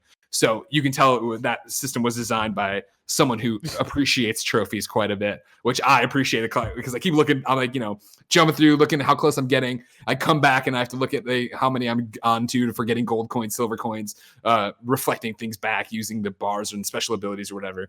It's really well done. And so, yeah, it's like, to be clear, a super simplistic Brick Breaker, right, in this old school thing with text or whatever. But if you like Brick Breakers, I had a lot of fun with it. I'm still working on the platinum right now, because of course I beat that. I had to move on to this week's PSN game. Then there's another review we're working on for next week. There's a bunch of stuff, but until I platinum it, I'm going to have it on here and keep going and try to S rank. The S ranks, I'm worried will break me as it gets back to, because right now I'm only S ranking the stuff that's down here. I haven't even moved to the sides yet. But once we add all four in, bless, I don't know. Lilymo Games, was it? Lilymo. So I think I got it then. Yeah, when I said it. Yeah, you got it. Yeah, but yeah, super simplistic Brick Breaker. Really enjoyable. $10. Nice. What's your final game of the week? Lastly, I played Rocket League last night with Barrett Courtney during his stream. It was a fun thank you, because Barrett hit me up today and like, what are your tweets for today? And then he was like, also make sure you make Bless talk about Rocket League. Did he embarrass you? Did you embarrass yourself? He fucked me up. I don't even know what happened, because we played best 3 out of 5. In the first 2 matches, I got him, Greg, and it was like coming back home, because I consider myself a Rocket League savant. That's a lie. I don't. Do you now? No, but I think I'm pretty decent at Rocket League. Like, for somebody who like I draw the line at flying. Like, I can't like fly and stuff like the way you see people fly when they're playing like advanced, where they're using the boost to like launch themselves up in the air and do all that stuff, right? I'm like a couple levels below that, but like I'd like to think that I'm like good for like that level of player. And I was destroying Barrett Courtney the first 2 matches. Taking that boss baby downtown. Then match 3 was contested. Match 3, it was like 7-5. He beat me, and I was like, wow, what a good match. And then Greg, I don't know what happened, but like matches 4 and 5, he legit beat me like 8-0, like no joke. And I don't know what activated in Barrett. I want to believe it was just one of those things where he hustled me and like he handed the controller over to Alyssa. And Alyssa's like a 9-time world champion Rocket League player. Sure, that's how it happened. But pretty fun game. That game's Rocket League doesn't get enough. It's pretty fun. Okay, good. Yeah, no, Rocket League is literally like probably what. Yeah, I'm gonna say top it's in my top 30 for the generation. That's what I'm gonna put it. Wow, Top okay. 30, Rocket League is in there. I don't know where at in there. I would have to actually like write the list, but Rocket League for sure up there in terms of like great games of this generation. It's just a perfect video game. Like it has no faults. Like it's so good, and its concept and its design and everything is just good. No, I mean, that's always been the thing with, Rocket League, especially speaking of Colin. I'll never forget because, Jeremy Dunham, obviously, a guy who gave me my start, one of the co-founders of Podcast Beyond with me. It was his game and he was trying to get us to come see it. And I remember Colin went and saw it and came back and he's like, I saw Dunham's soccer game. And I was like, oh yeah, the one with cars. He's like, yeah, it's good. And then going to play it and see that thing take off, like, it's exactly what we're talking about, right? Of like a game that sets out to do something and does it incredibly well. And, it's not setting out to be a fucking story or tug at your heartstrings or whatever. It's setting out to be fucking awesome gameplay that everybody can get behind. And the fact that, it's always going to be the poster child, right, for PS Plus success stories of like, hey, here's this game. We put it on there and it took the world by storm. You know what I mean? And it was to the point that I'll never forget when we were, well, I always love when I say I'll never forget and I can't remember the details of the story. We were going to an event and I remember Freddie Wong hitting me up about like, hey, are you bringing your PS4? I want to play more Rocket League. And I was like, you're like the most PC oriented guy that we hang out with and talk to. And the fact that you're like so jonesing for a hit of Rocket League was pretty impressive. Yeah, there's one video I'm trying to find it on YouTube so I can properly suggest it. But there's one video that was on GameSpot like in 2015, like when Rocket League first started getting popular, when it first came out. It was from Daniel Dwyer, and it was a whole video about how Rocket League is like basically like a better soccer game than FIFA. Like it was that kind of thing. It was part of his series called The Point. The Point is so good. The Point is like literally one of my favorite videos. It sucks that Danny, once he left GameSpot, he stopped doing content and just went away forever. Man, I know, right? In fact, I'm gonna call out Danny Dwyer on some real shit. When Daniel Dwyer left, stopped doing The Point, which broke my heart, but I understand it because no clip, fantastic. But he then started a thing called a video game. It was like arcade something, or no, something tapes, like a lost tapes kind of thing. And he made like an episode about the climbing in Zelda Breath of the Wild. Fantastic thing. Never did it ever again. But then he came out and did another thing that was supposed to be like the next step of that. And I think it was on like Doom, or no, it was on PUBG. It was like a episode about PUBG that he put up on his personal channel. I want to say did one episode of that. Never did it again. What a coward! You know what I mean? What a lazy coward! You gotta commit because it's great content. I love the content. It's like my favorite thing. But he did one of those on Rocket League. It's basically a video essay talking about Rocket League and how it functions as a soccer game, and as like a very excellent soccer game because you're playing that game the way that a soccer player would play soccer, right? Like FIFA, if anything, is almost like more strategy than it is soccer. When you get down to like the mechanics of it, Rocket League is mechanically soccer from the way that you're approaching the ball, from the way that you're positioning, like for your teammates, all this stuff. It feels like a truer soccer game than a soccer game. And so I apologize because I can't find the actual name of the video, but go look up The Point series. Everybody tweet at Daniel Dwyer and say, hey, where's this soccer video Blessing was talking about? Boom, do that. He'll get it. He'll know. And then tell him to start doing The Point again. Yeah, just steal it from GameSpot. They'll never know. Just steal it. They haven't used it in like 6 years. Exactly. 3 Blessing. Years. I can't count. It doesn't matter. It's just noise. Don't worry about it. That's not all I played. However, the next thing I played is in part of our series, 104 PSN games ranked. Are you ready? Whoa, I was born ready. If you didn't know, ladies and gentlemen, each and every week we read through the drop on the PlayStation blog and pick a different PSN game to play. The next week we report back and rank it in one ridiculous list you can find at kindafunny.com/104list. 104 list. The rules are simple. We can't pick the same game. We can't pick something that's AAA, and it shouldn't be something we were going to play anyway. So, like, no after party. Right now, the top 10, because we're already at 20 games, is number 1, a new entrant last week. Under Night in Birth EXE Late Control R. Late clear. Sure, whatever. Number 2, Darwin Project. Number 3, Hidden Through Time. Number 4, Foxyland 2. Number 5, Mosaic. Number 6, Zombie Army 4 Dead War. Number 7, Underhero. Number 8, Super Destroy Not Land Wars. Number 9, It Came From Space and Ate Our Brains. Number 10, Throw Anything. Bless, this week, you picked Kamiko? Kamiko. Kamiko? You're making that up. Yes. And I picked Round Guard. Who wants to start? I can start. Okay. So Kamiko is basically a Legend of Zelda-ish, like top-down action game where you play as you can choose from one of 3 characters. I chose originally the character that has a sword. And so you play it like something like Legend of Zelda. You go around, you explore levels. There's, I believe, 4 levels. It's a very short game. I should preface this. Okay. It took me like an hour and a half to beat. Hey, But I think that actually works to the game's benefit because it's a $5 purchase. I reached out for a code, they never got back to me, and so I paid the $5, and I'm glad I did because like it's a great value for this game. I really enjoyed this game as like a $5 game. Like it like it's simple, but like not. It's more complex than you would expect as a $5 game. Let me say that, right? Like it's pixel art. The pixel art is actually like pretty good.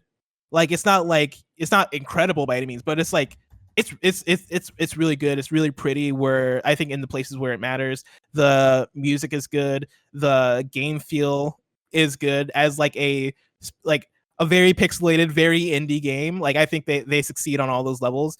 But yeah, you're going from level to level. You are taking out all these enemies on different screens that spawn every time you kind of come back to that screen. And the whole thing is you are looking for these 4 shrines in each level. Once you find the 4 shrines, or once you activate the 4 shrines, that then takes you to the boss fight, and then that takes you to the next level. 4 levels overall. I had a lot of fun with it. The game feels good to play. There's not really there's a story, but the story I could not care less about. I didn't really care about anything that was going on. But yeah, like overall, like very well designed game. The level design was pretty good. The whole crux of the game is 1, the action, but then 2, you're solving puzzles that are in each level and trying to figure out how to do the next thing. It's a lot of let me flip this lever here that'll then activate this thing over here. And so you're getting an idea and a feel for the map so that you can navigate it better and get to the end. And also like there's a thing that you can turn on that'll turn on like your time in the game because it's a short game. I think the idea of it is they want you to speedrun it the more you play it. Okay. And yeah, overall, really, really fun game. I'd recommend it to anybody for $5, honestly. Awesome. Now here's my question, Blessing. Do you want to tell me and everybody watching why you're fucking lying? Like, we can't see your PSN profile and see you have no trophies in Kamiko? I probably just didn't sync it. Likely story, sir. That's weird. Right. That does actually. Yeah, it is weird, isn't it? I feel like I did sync it. Weird. Almost like you're lying to us and everybody watching right now. Is this like PS Love You episode 1 where you looked up my profile and it looked like I didn't have trophies in September, but then you reloaded it later and then it finally populated? Not that many people are looking up my trophies, and so that's a great point. Actually, you're not. You raise a good point that I'm usually. Hold on. Well, first off, I don't appreciate that your bio is now Greg Miller told me I should update my personal description. You told me that. I know I did, but you're right. Hold on. Great point. Hold on. So let me do this. Merc City 64, because people update mine all the time for me, so I don't ever think about having to update it. Hold on. And then mine, I know I turned off online while I was playing Doom Eternal for embargo, but I turned that back on, I'm pretty sure, and so it should be updated. Yeah, you don't have them. You lied to us. I don't think you've played this game. That's weird. Yeah, that's weird. Yeah. It's heartbreaking. Now I could look up my trophies on my phone, I believe, and read off the trophies I got. Well, I mean, you could sync. I mean, if you're going to see that, then it would be there. You're up to something. I don't know what you're up to. If you're playing offline, if you're something, maybe you're in the room with your PlayStation right now. I played Animal Crossing all week. Is that what you wanted to do? I read IGN's review of Kamiko and I put that up there. I'm just saying, if you ever want to, not be a liar, we're all ready to hear it. We're all ready to be part. Do you want to rank that now, or do you want me to put mine in and then we rank them all together? Let's just rank them all together. All right, I played Round Guard, and I want to thank you again, Blessing, for this. Of course, the rules we say are simple here, right? There's only 3. Can't pick the same game. Can't be AAA. Can't be something we were going to play anyway. It's number 3 was Hazy on Round Guard, if you remember. Because what happened is, on Games Daily, someone wrote in and was like, Round Guard comes out today, and Tim, you're a huge Peggle fan. You should. And I'm like, wait, I'm a huge Peggle fan. And so I got on an Apple Arcade, played it for 2 seconds, then got distracted, and then it came to PlayStation. I was like, oh well, I would have played it here instead of Apple. And I asked for a reprieve from Blessing, and he was nice enough to give it to me. And then the next week I sold him out about trophies. But you said I could. I got to play Round Guard on my PlayStation, and god damn, what a game. Round Guard is far and away my favorite thing I've played on this. And again, it's easy to imagine why. It's Peggle. Did you like Peggle? In Blessing, did you like Peggle? Did Peggle pass you by? It passed me by. I never played it. Peggle is such a... You want to talk about when I think back to starting at IGN, those early days at the old office before they moved down by the Giant Stadium, like Peggle was one of those games of Eric Brudvig playing and hearing Ode to Joy all day long while he reviewed that game and then just played it for fun. Peggle, and we tossed it out. Round Guard, right, is basically from the top, you control a little cannon and it's 2D. You move it back left and right. You see the trajectory of where your guy's going to go. You shoot him out. He's a little cannonball or a billiard ball in this world. He bounces off of all manner of things in the game. And the idea is that you're hitting enemies, killing them. And once all the enemies are eliminated, you move on to the next level. There's pots of gold in there that you hit that give you coins. There's health in there. There's mana in there. You have special moves, which is different than Peggle in terms of having a character attack. Because what they're doing here with Round Guard, right, is that this is basically a Peggle roguelike. So the start of it, you pick from either being the rogue, the warrior, or the mage. Each of these characters has their own special ability.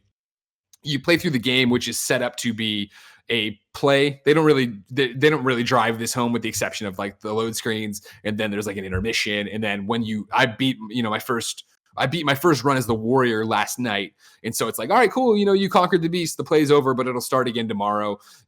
When you're going and you've cleared a level, you then get basically usually 3 big pots to shoot into, and then you have a map you look at. Those pots will take you in different directions and different things. So like, even though I beat a run, I didn't see every boss in it. There's other bosses to go find and fight that way.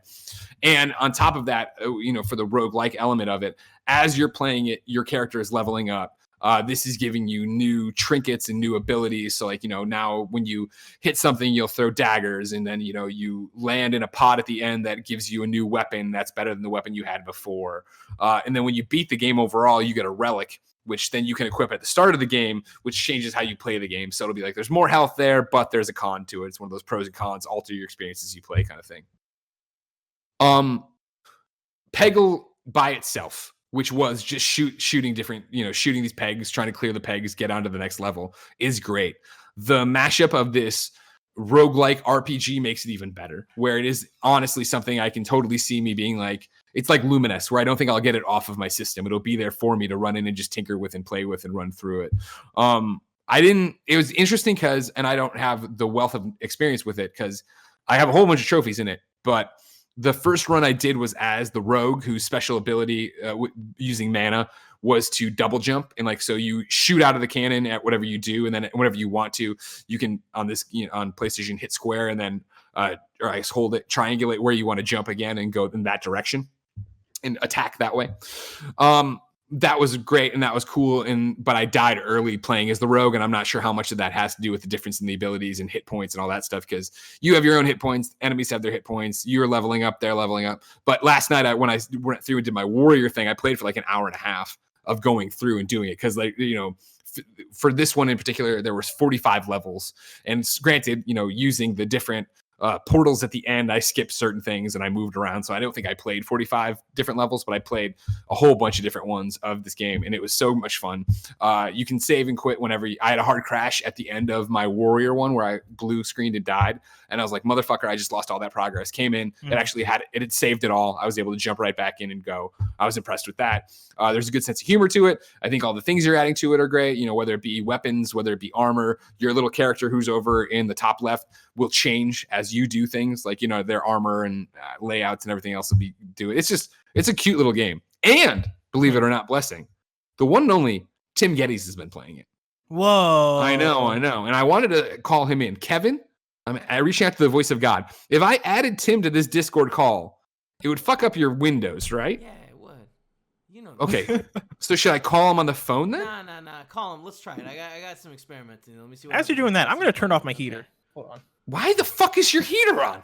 I have a space heater because I'm always cold. It's true. He's always cold. That's the thing that comes up a lot in the office. Yeah. All right. Hold on. I'm adding Tim. Confirm a new group. I'm confirming the new group. Shout out to Discord, who we use to record the show, and it's been going really well. You see what's happening there? You see No. What's happening? There's a little bit of me showing there. What if I got up and I just wasn't wearing pants? That'd be awesome. I'd appreciate it. Because I'm wearing sweatpants and I forgot I was wearing sweatpants and now everybody saw my sweatpants. So It's they can fine. see Ladies and gentlemen, welcome to PSN Whoa. Uh-oh. 30 Under 30, aka the second best baby blues in San Francisco, aka the man who has a home theater at Tim Gettys. Let Tim host. How you doing? Why do I'm you great. How are you? Scream so much. I don't understand. Just Kevin, do it shut with your me. fucking face. Shut up, Kevin. Shut your Hear that, fucking Kevin? face. I mean, you guys Hear tell me that, to tell you when Kevin? the audio sounds like shit, and when you're like this, you know, it goes. I love Kevin. I love Tim, tell me about Round Guard. How much have you been playing? I've been playing an unhealthy amount of Round Guard on iOS. Yeah. I am now on PS I Love You, if I can tell Correct. correctly. Yes. I here's the thing. I wanted you. Yeah, I don't. In this one rare occasion, blessing, if you'll allow it, I think we have to let down the platform walls. I don't like Tim it. can talk about. You know You'll what? allow it, but you don't like it. You already talked about Half-Life, so go off, Tim. Exactly. Greg is pretty loud. In a bad way. I was leaned in. I'm sorry. I'm moving back. Okay. Yeah, sounds good. That sounds better. Yeah, I no, know. I've been playing a lot of Round Guard on iOS, and Joey actually recommended me it. She was saying, "Hey, I don't remember who recommended her, but they're like, oh, if you like Peggle, you'll like this." Yeah. And I was like, "Huh, cool. I'll give it a shot." And it definitely fills the Peggle-sized hole that I have in my heart, but I don't love it, and I feel like it's one of those PlayStation All-Stars Battle Royale situations. Oh, where, here like, we go. It's like it's not quite exactly what I want it to be, which is unfair. I should judge it just. Do you want it just to be just to be Peggle? Peggle? Yes. So do you not like the RPG mechanics and the classes and the special moves and That stuff's cool. But I think a big problem that I'm having is I feel like Peggle really kind of found its next gen groove when it went vertical with Peggle Blast. Having it be one-handed, I think really kind of like with these like kind of pinball type games, I think the verticality really helps because it allows you to have the ball, or in the case of Round Guard, the little dude kind of bounce off more stuff and you get more screen real estate. It's just a better use of the space, right? Sure. And I feel like with Round Guard, not only is it horizontal, it's really just kind of the square in the middle of the screen. So you're kind of limited on how much the geometry and layout of the different levels can be. And I feel like it kind of holds it back and it feels a little lesser than. Interesting. Yeah.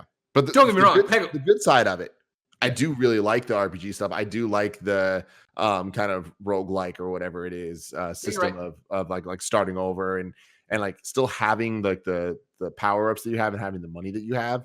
And it is a good loop of wanting to just go back and fuck up those damn spiders or whatever it is. And like when you lose, you're like, all right, I need to go back. And I feel like you are constantly learning new strategies, which is good. And that's the point of this type of game.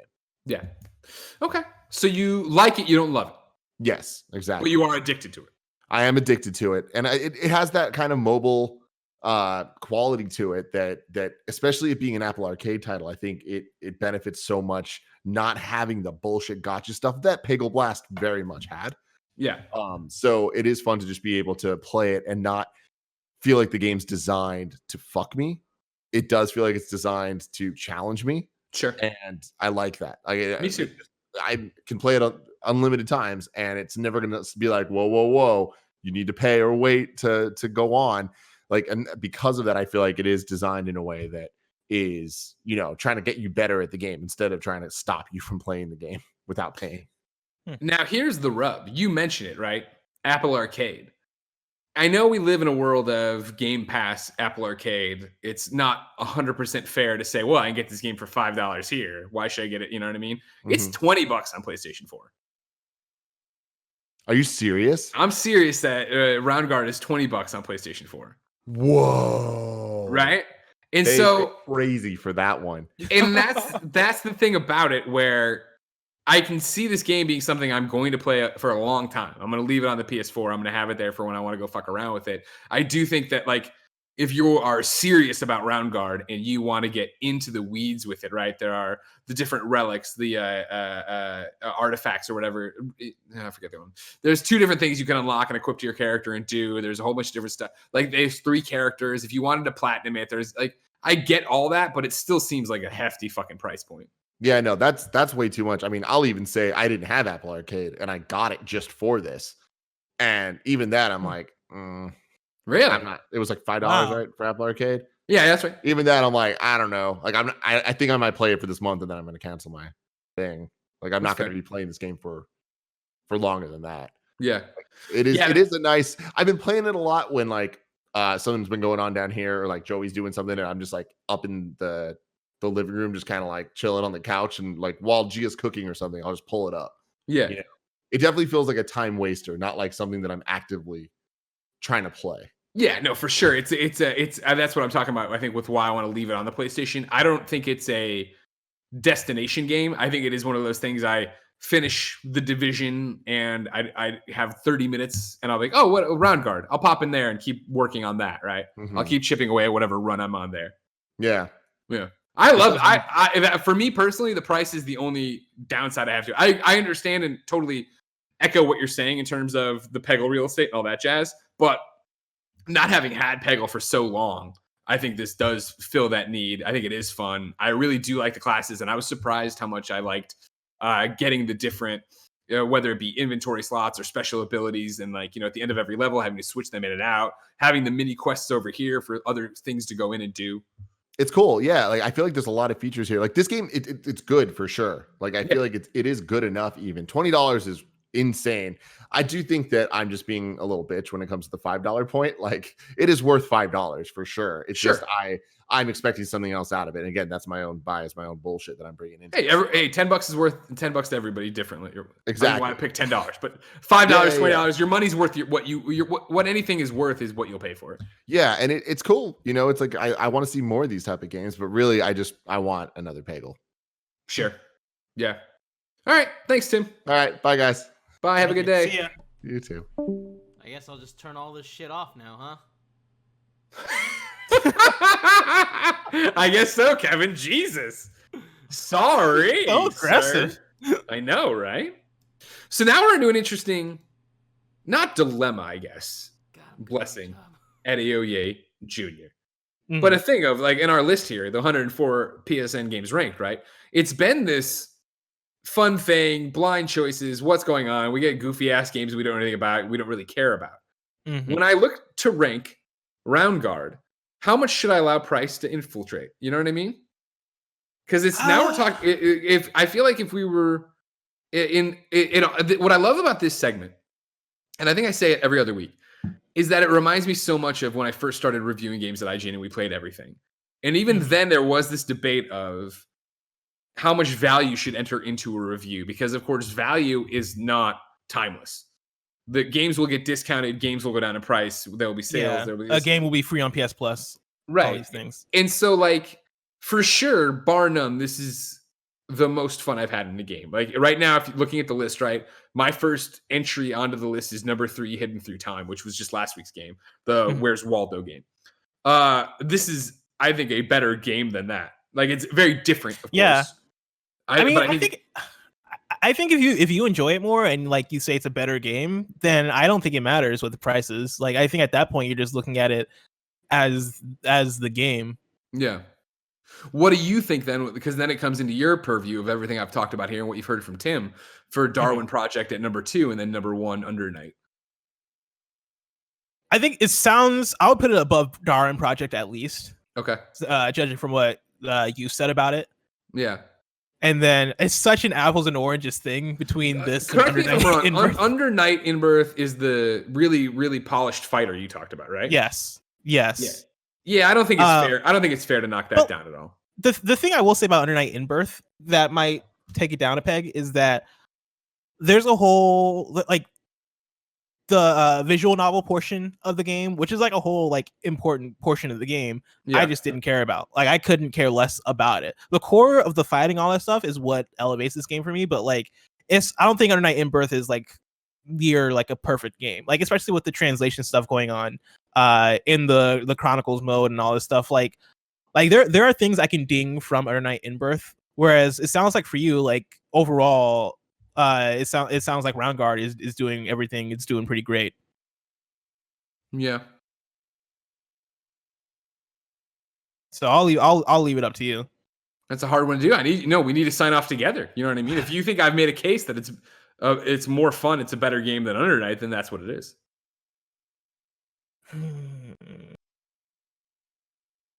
I don't know if I put it above Under Night. All right, then fair. Let's put it below. Yeah, sounds like number 2. All right, and then for you, then where do you want to put Kamiko? Oh man. So from what I've said about Kamiko, how does it compare to something like Foxyland 2? It sounds better than that. You seem super high on this, and that it was more of a game, right? And that it was only an hour and a half, and you got in and got out. Like, you recommend this to people, right? Yes, I would say people for sure should play. If people are looking for a small experience to spend $5 on and get in and get out and have a fun like afternoon or like a fun hour or two, I would for sure be like, oh yeah, Kamiko is not a bad investment whatsoever. Like, people should go play it in that context. It's definitely not a game where I'm like, everybody in the world needs to play Kamiko. It's not like on that level, but I'm thinking maybe like, now, can you remind me what Hidden Through Time is? That's the Where's Waldo book where you're finding things that are hidden in the world. I'm gonna put it under that. I'm gonna say, yeah, a new number 5 for Kamiko. Okay. I can see a case for it going above. Though the pitch you gave last week for Hidden Through Time made me like kind of impressed with it. Made me actually want to go try it. Okay. Because the idea that they made like a really good Where's Waldo game, strikes me as more impressive than like a game that is, for all intents and purposes, like a Zelda, like Legend of Zelda type game, that is doing like some unique things. What's up, Kevin? Kev's coming off the bench. Give my 2 cents. Where's Waldo is a perfect game. It's good for all ages. That's a fact. I just want to make that. I mean, those are good points. Those are very good points. Have you seen the fun Photoshop that's going around of Where's Waldo in the time of coronavirus? And it's like 7 people on the street and they're all spread out and Waldo's just there. Oh, that went from really funny to like me thinking about it and being like, oh, it's unfortunate. The new top 5. We'll just do top 5 right here. Is number 1, Under Night. Number 2, Round Guard. Number 3, Darwin Project. Number 4, Hidden Through Time. Number 5, Kamiko. Who knows? I just say Kamiko. Yeah, you're smart. All right, it's time to pick what we'll be playing this week. Getting ready for Next Bless. Are you ready? I am ready. Over on the PlayStation blog, Justin Massengill put up this one. Here's what we got. We got Arafel Enhanced Edition, PlayStation 4, digital, out March 26th. The art is a girl's skirt blowing up. Arafel Enhanced Edition is a 16-bit era Japanese-style role-playing game. Take in the beauty of the magical world floating above the clouds, then take on the menacing race of vampires hidden in the dark.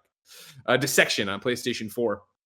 I don't remember how I got into this house. I only know that I need to quickly find a way out because something terrible is walking around and looking for me. Avoid meeting a living corpse and find key items to progress through the game. A living corpse? A living corpse? Find the key. Is that not just a person? Find the key to the front door and run away from this house. Dogyure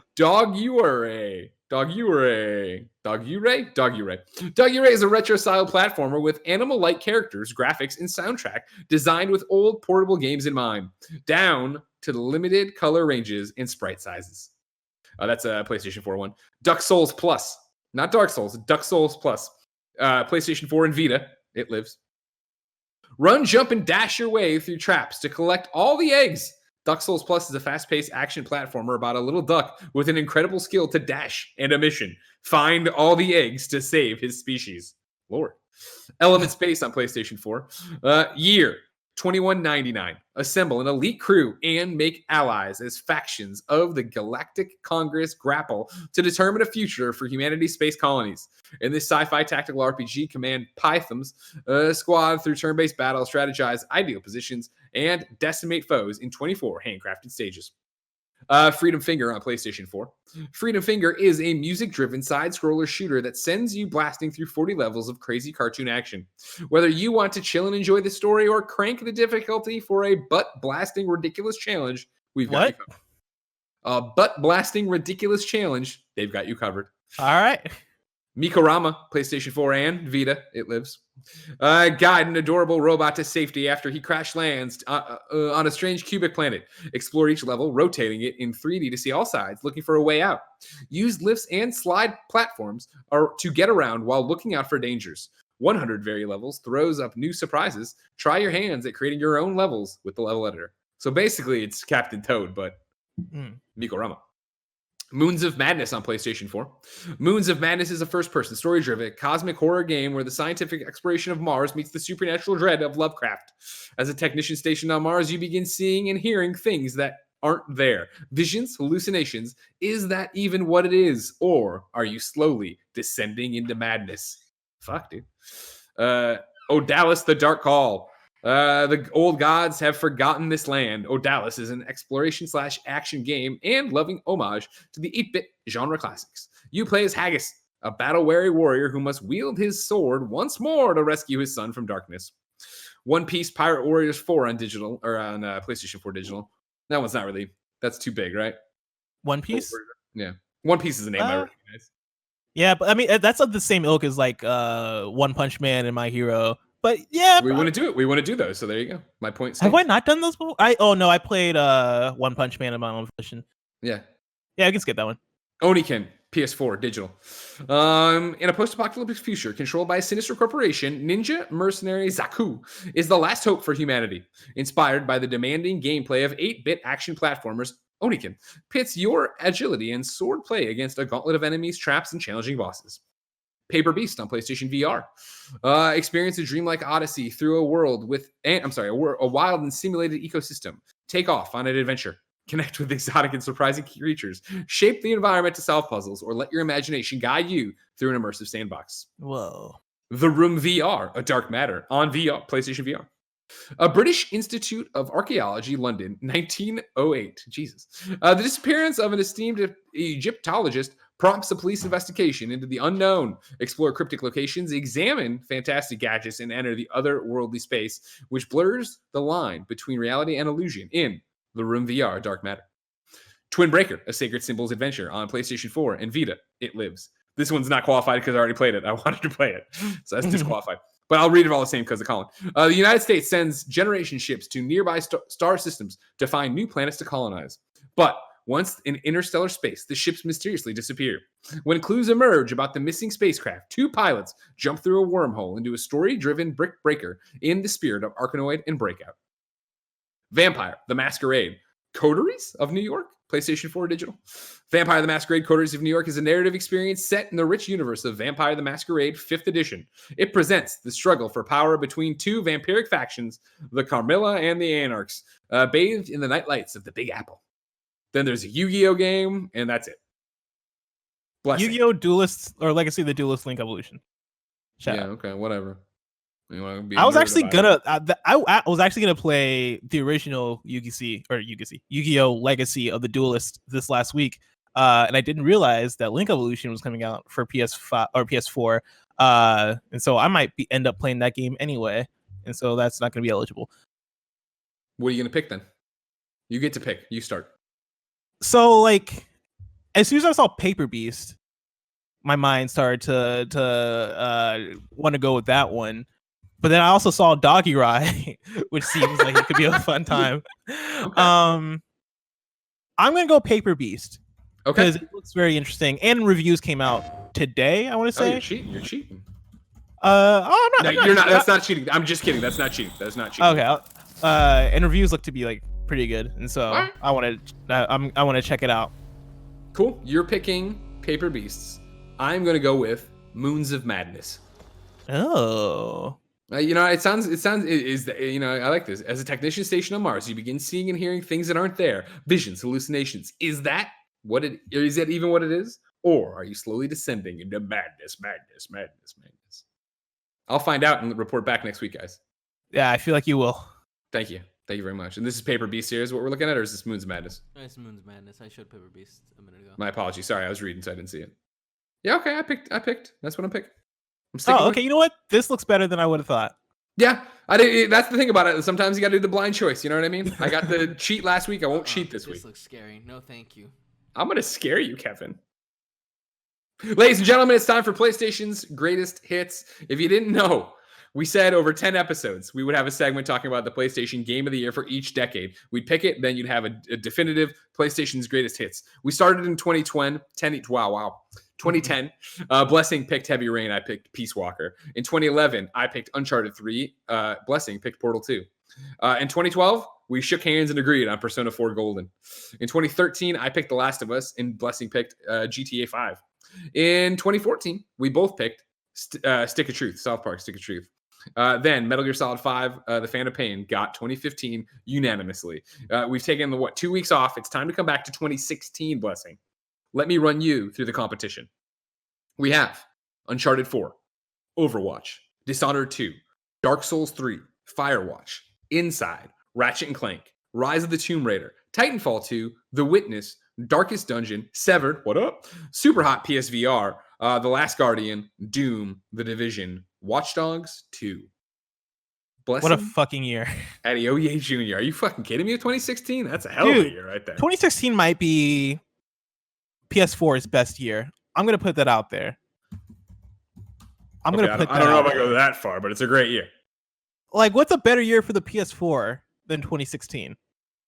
Oh, I guess 2018. Never mind. Never mind. And that's the problem. With the exception of, with all due respect, 2019, I think 2017, 2018 were fucking kick-ass years too. Yeah, but 2017, I feel like that was like the Switch year. Like 2017, if we're looking at PlayStation games, it's Horizon, and then it's like a bunch of Switch games. And then 2018 had God of War and Spider-Man and Red Dead, which I think is 2018 is probably the fucking year. That's the fucking year.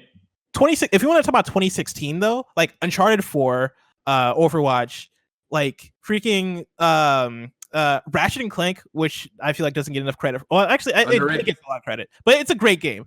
It gets this as a series. It gets a lot of credit. I don't think that reboot tie into the movie thing gets enough credit because I think it was sold cheap and people thought it wasn't that great then, and then also people. It was fantastic. Like it was great.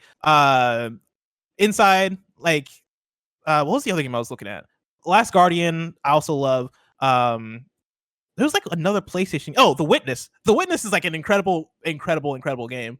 That is a strong year for 2016. This is actually like probably the toughest year so far for me in terms of picking a winner. You're a coward. It's easy. Uncharted 4. Done. Slam dunk. You're going to tell me you didn't like Uncharted 4? You didn't tell me that ending didn't get you? You're going to tell me you didn't like the beginning? You're sitting there talking to your brother. You get to pick your own favorite moments from Uncharted? The culmination of the Nathan Drake saga. Then you agree with me. It's over. I don't know if I would even say Uncharted 4 is, like, for me, top 5 for this year. Like, I would put... If we weren't in my house, I would... that would have been the perfect opportunity. I want you to know I thought about it, but I got a PC over there. I got a dog over here. Not in your top 5. If I'm talking about 5 games I'd put above Uncharted 4, I'd put Overwatch over it. I would put Inside over it. I would put Doom over it. I would put The Witness over it. And possibly Dishonored 2. Wow. Actually, no. I'm not going to put Dishonored 2 over Uncharted 4. Uncharted 4 is above Dishonored 2 for me. But, like, there are multiple games. I honestly thought about saying The Last Guardian, but I can't put The Last Guardian above Uncharted 4 in good conscience. But The Last Guardian is another game that I would say, like, underrated. I feel like it got the short end of the stick. Wow. I understand why. Because that fucking dog cat never listened to me. But like that's part of the design. Fuck off! Don't try to defend this like fucking Lair fans. How often does Portillo listen? Why would a dinosaur? He listens to me all the time. Look, Porty. Look at that. Popped right up. He's popped up before you said Porty. Well, it's because it's my leg. I just pushed him up. He's asleep. He's a very tell him to like. What do you dogs do? Tell him to sit. Sit. He's already sitting. Yeah. Well, he thinks it's food time, so I guess it is food time. So what's your overall pick, mister? I'm going to put the entire fucking list in front of Uncharted 4. My overall pick is Overwatch. Overwatch is like, at the time, as an event, oh man, Overwatch was a jam. It came out of left field. That's a lie. It didn't really come out of left field. But it came out and it set the world on fire. Like I feel like for me, it reinvigorated like team-based first-person games. Not that genre really needed reinvigoration, but Overwatch still came through and did it. Yeah. It was super polished. The characters are awesome. Like, and it's 4 years separated. I feel like the hype has died down so much on Overwatch. But like, if you put yourself back in 2016, like everybody was obsessed in a way that I rarely see in video games. Sure, and I think again to that you talk about video games and how everything's a sequel, right? That you need, everything sequels sell better. How you gonna do that? The way Overwatch has infected and continue to proliferate, right? The fact that it is everywhere, the fact that I have friends who still every weekend play that game. Like that is what they do. They get together. But like on top of that, wear Overwatch merch, right? In the Overwatch League. And the amount of times I'm out and about and I do see someone in an Overwatch jacket, right? Just the logo on their arm or something, like that's impressive. Like, you know what I mean? For a game that's not even 4 years old at this point. Yeah. That's really impressive penetration. I still, and I get it. And I understand what you're saying in terms of, hey, this is obviously a game and this is obviously a moment. I think for me, and granted, this is us picking, our PlayStation Game of the Year or whatever. I think just the finality of Uncharted 4 and the fact that they were able to end it so well, right? In the game that had, and I always talk about this with Uncharted, is that, I think they just get better and better and better as they go because they get to learn from what the others have done and they get to, benefit from better graphics and technology and whatever. So it's unfair, but I mean, like, still, like the open world aspects they did drop into Uncharted, right? The story, the stuff they did, the performances they give you from Troy Baker, being Sam, from Nate being Nate, seeing Sully again, seeing Elena, getting what I wanted out of that story, right? Which was, what are Nate and Elena like at home? And also then, like, I think Uncharted 2 and 3 did not a bad job of it, but were such us getting dropped back in people's lives and not really understanding why they did what they did. I thought this was such an interesting, grounded, I'm using air quotes because obviously it's Uncharted, but grounded thing of like, hey, here's Nate Drake, and he's super unhappy at home. He is Indiana Jones, in this other life, but here he is now trying to deal with being bored at home, and his brother shows up with all this crazy stuff going on, and how are you going to deal with that? Like, I like that take, let alone how it ended. I thought giving spoilers, I guess, for Uncharted, but spoilers, giving them a happy ending, right? And seeing it move on and what they became and how that all happened. I was like, that's fucking rad. Uncharted 4 has fantastic pacing. Like, pacing is what I think is the thing that it has above all the other previous Uncharted games. Like, starting that game off and there's not really any action. In fact, like, you're walking through like a prison and the first couple of chapters, there's not really any shooting, if I recall correctly. Having those moments, the clock tower, I can't remember if it's clock tower exactly, but the tower that's like crumbling as you're inside it and climbing through it is probably one of my favorite set pieces in a video game, period. Like, Uncharted 4 has absolute moments, and like I think it is like a great final chapter for Uncharted for sure. Like, that's why this year, 2016, is a year that I feel we got to give a lot more credit to, like, because there are multiple 10 out of 10s on this list. Like, there's so many 10 out of 10s that came out of 2016. Like, Inside is a 10 out of 10 video game. The Witness is a 10 out of 10 video game. Overwatch, Overcooked isn't on this list, but it should be Overcooked. Oh yeah, Overcooked should get a shout out for sure, even though I hate Overcooked. Overwatch, you're bad at it. I am bad at it. It gives me so much anxiety. You like have to do like 3 things at the same time. You got people yelling at you in co-op. It's the worst experience ever. But yeah, Uncharted 4, I would easily hear the argument that it's a 10 out of 10 game. Like, thank you. Yeah, like 2016, great year. It was a great year. Blessing. Before we get out of here and leave you for another week, of course, there's a post show. Don't worry about that. One quick fantasy critic check-in. Remember, of course, you can go to kindafunny.com/PS League. Watch, or not watch, I guess, but check in and see what's going on with the league we started, where we did a fantasy draft, picked a bunch of games. It was us. It was Jonathan Dornbush from Podcast Beyond. It was Callie Plaguey from GameSpot. It is the one and only Gio Corsi from not PlayStation more, the Predator people. Ophonic. Yes. So last week I gave you the heads up, Blessing. I gave you what you deserved. Hey, you're in first place. Congratulations. But thank you. Beware.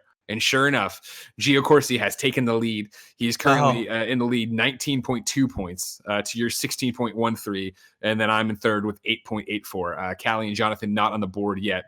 If you weren't paying attention, Doom Eternal is what has given Gio 19 points, currently sitting at an 89 on Open Critic. So we will continue to monitor the situation and see what happens next. Blessing, are you confident your team's going to be able to turn this around? Here's the thing, Greg. Here we go. Because right now, I have Cyberpunk 2077 as my number 1 pick. And I don't think that'll fail me. Like, that's the only way that can come out and be a disappointment is if it gets delayed to 2021. Yep. That's the only way that it could ruin my what's going on here. And I don't think it'll get delayed that far, but who knows? Coronavirus, all those things. Terrifyingly, keep in mind too, and this is maybe in the short term, obviously, as these games start reviewing. Gio also has Resident Evil 3.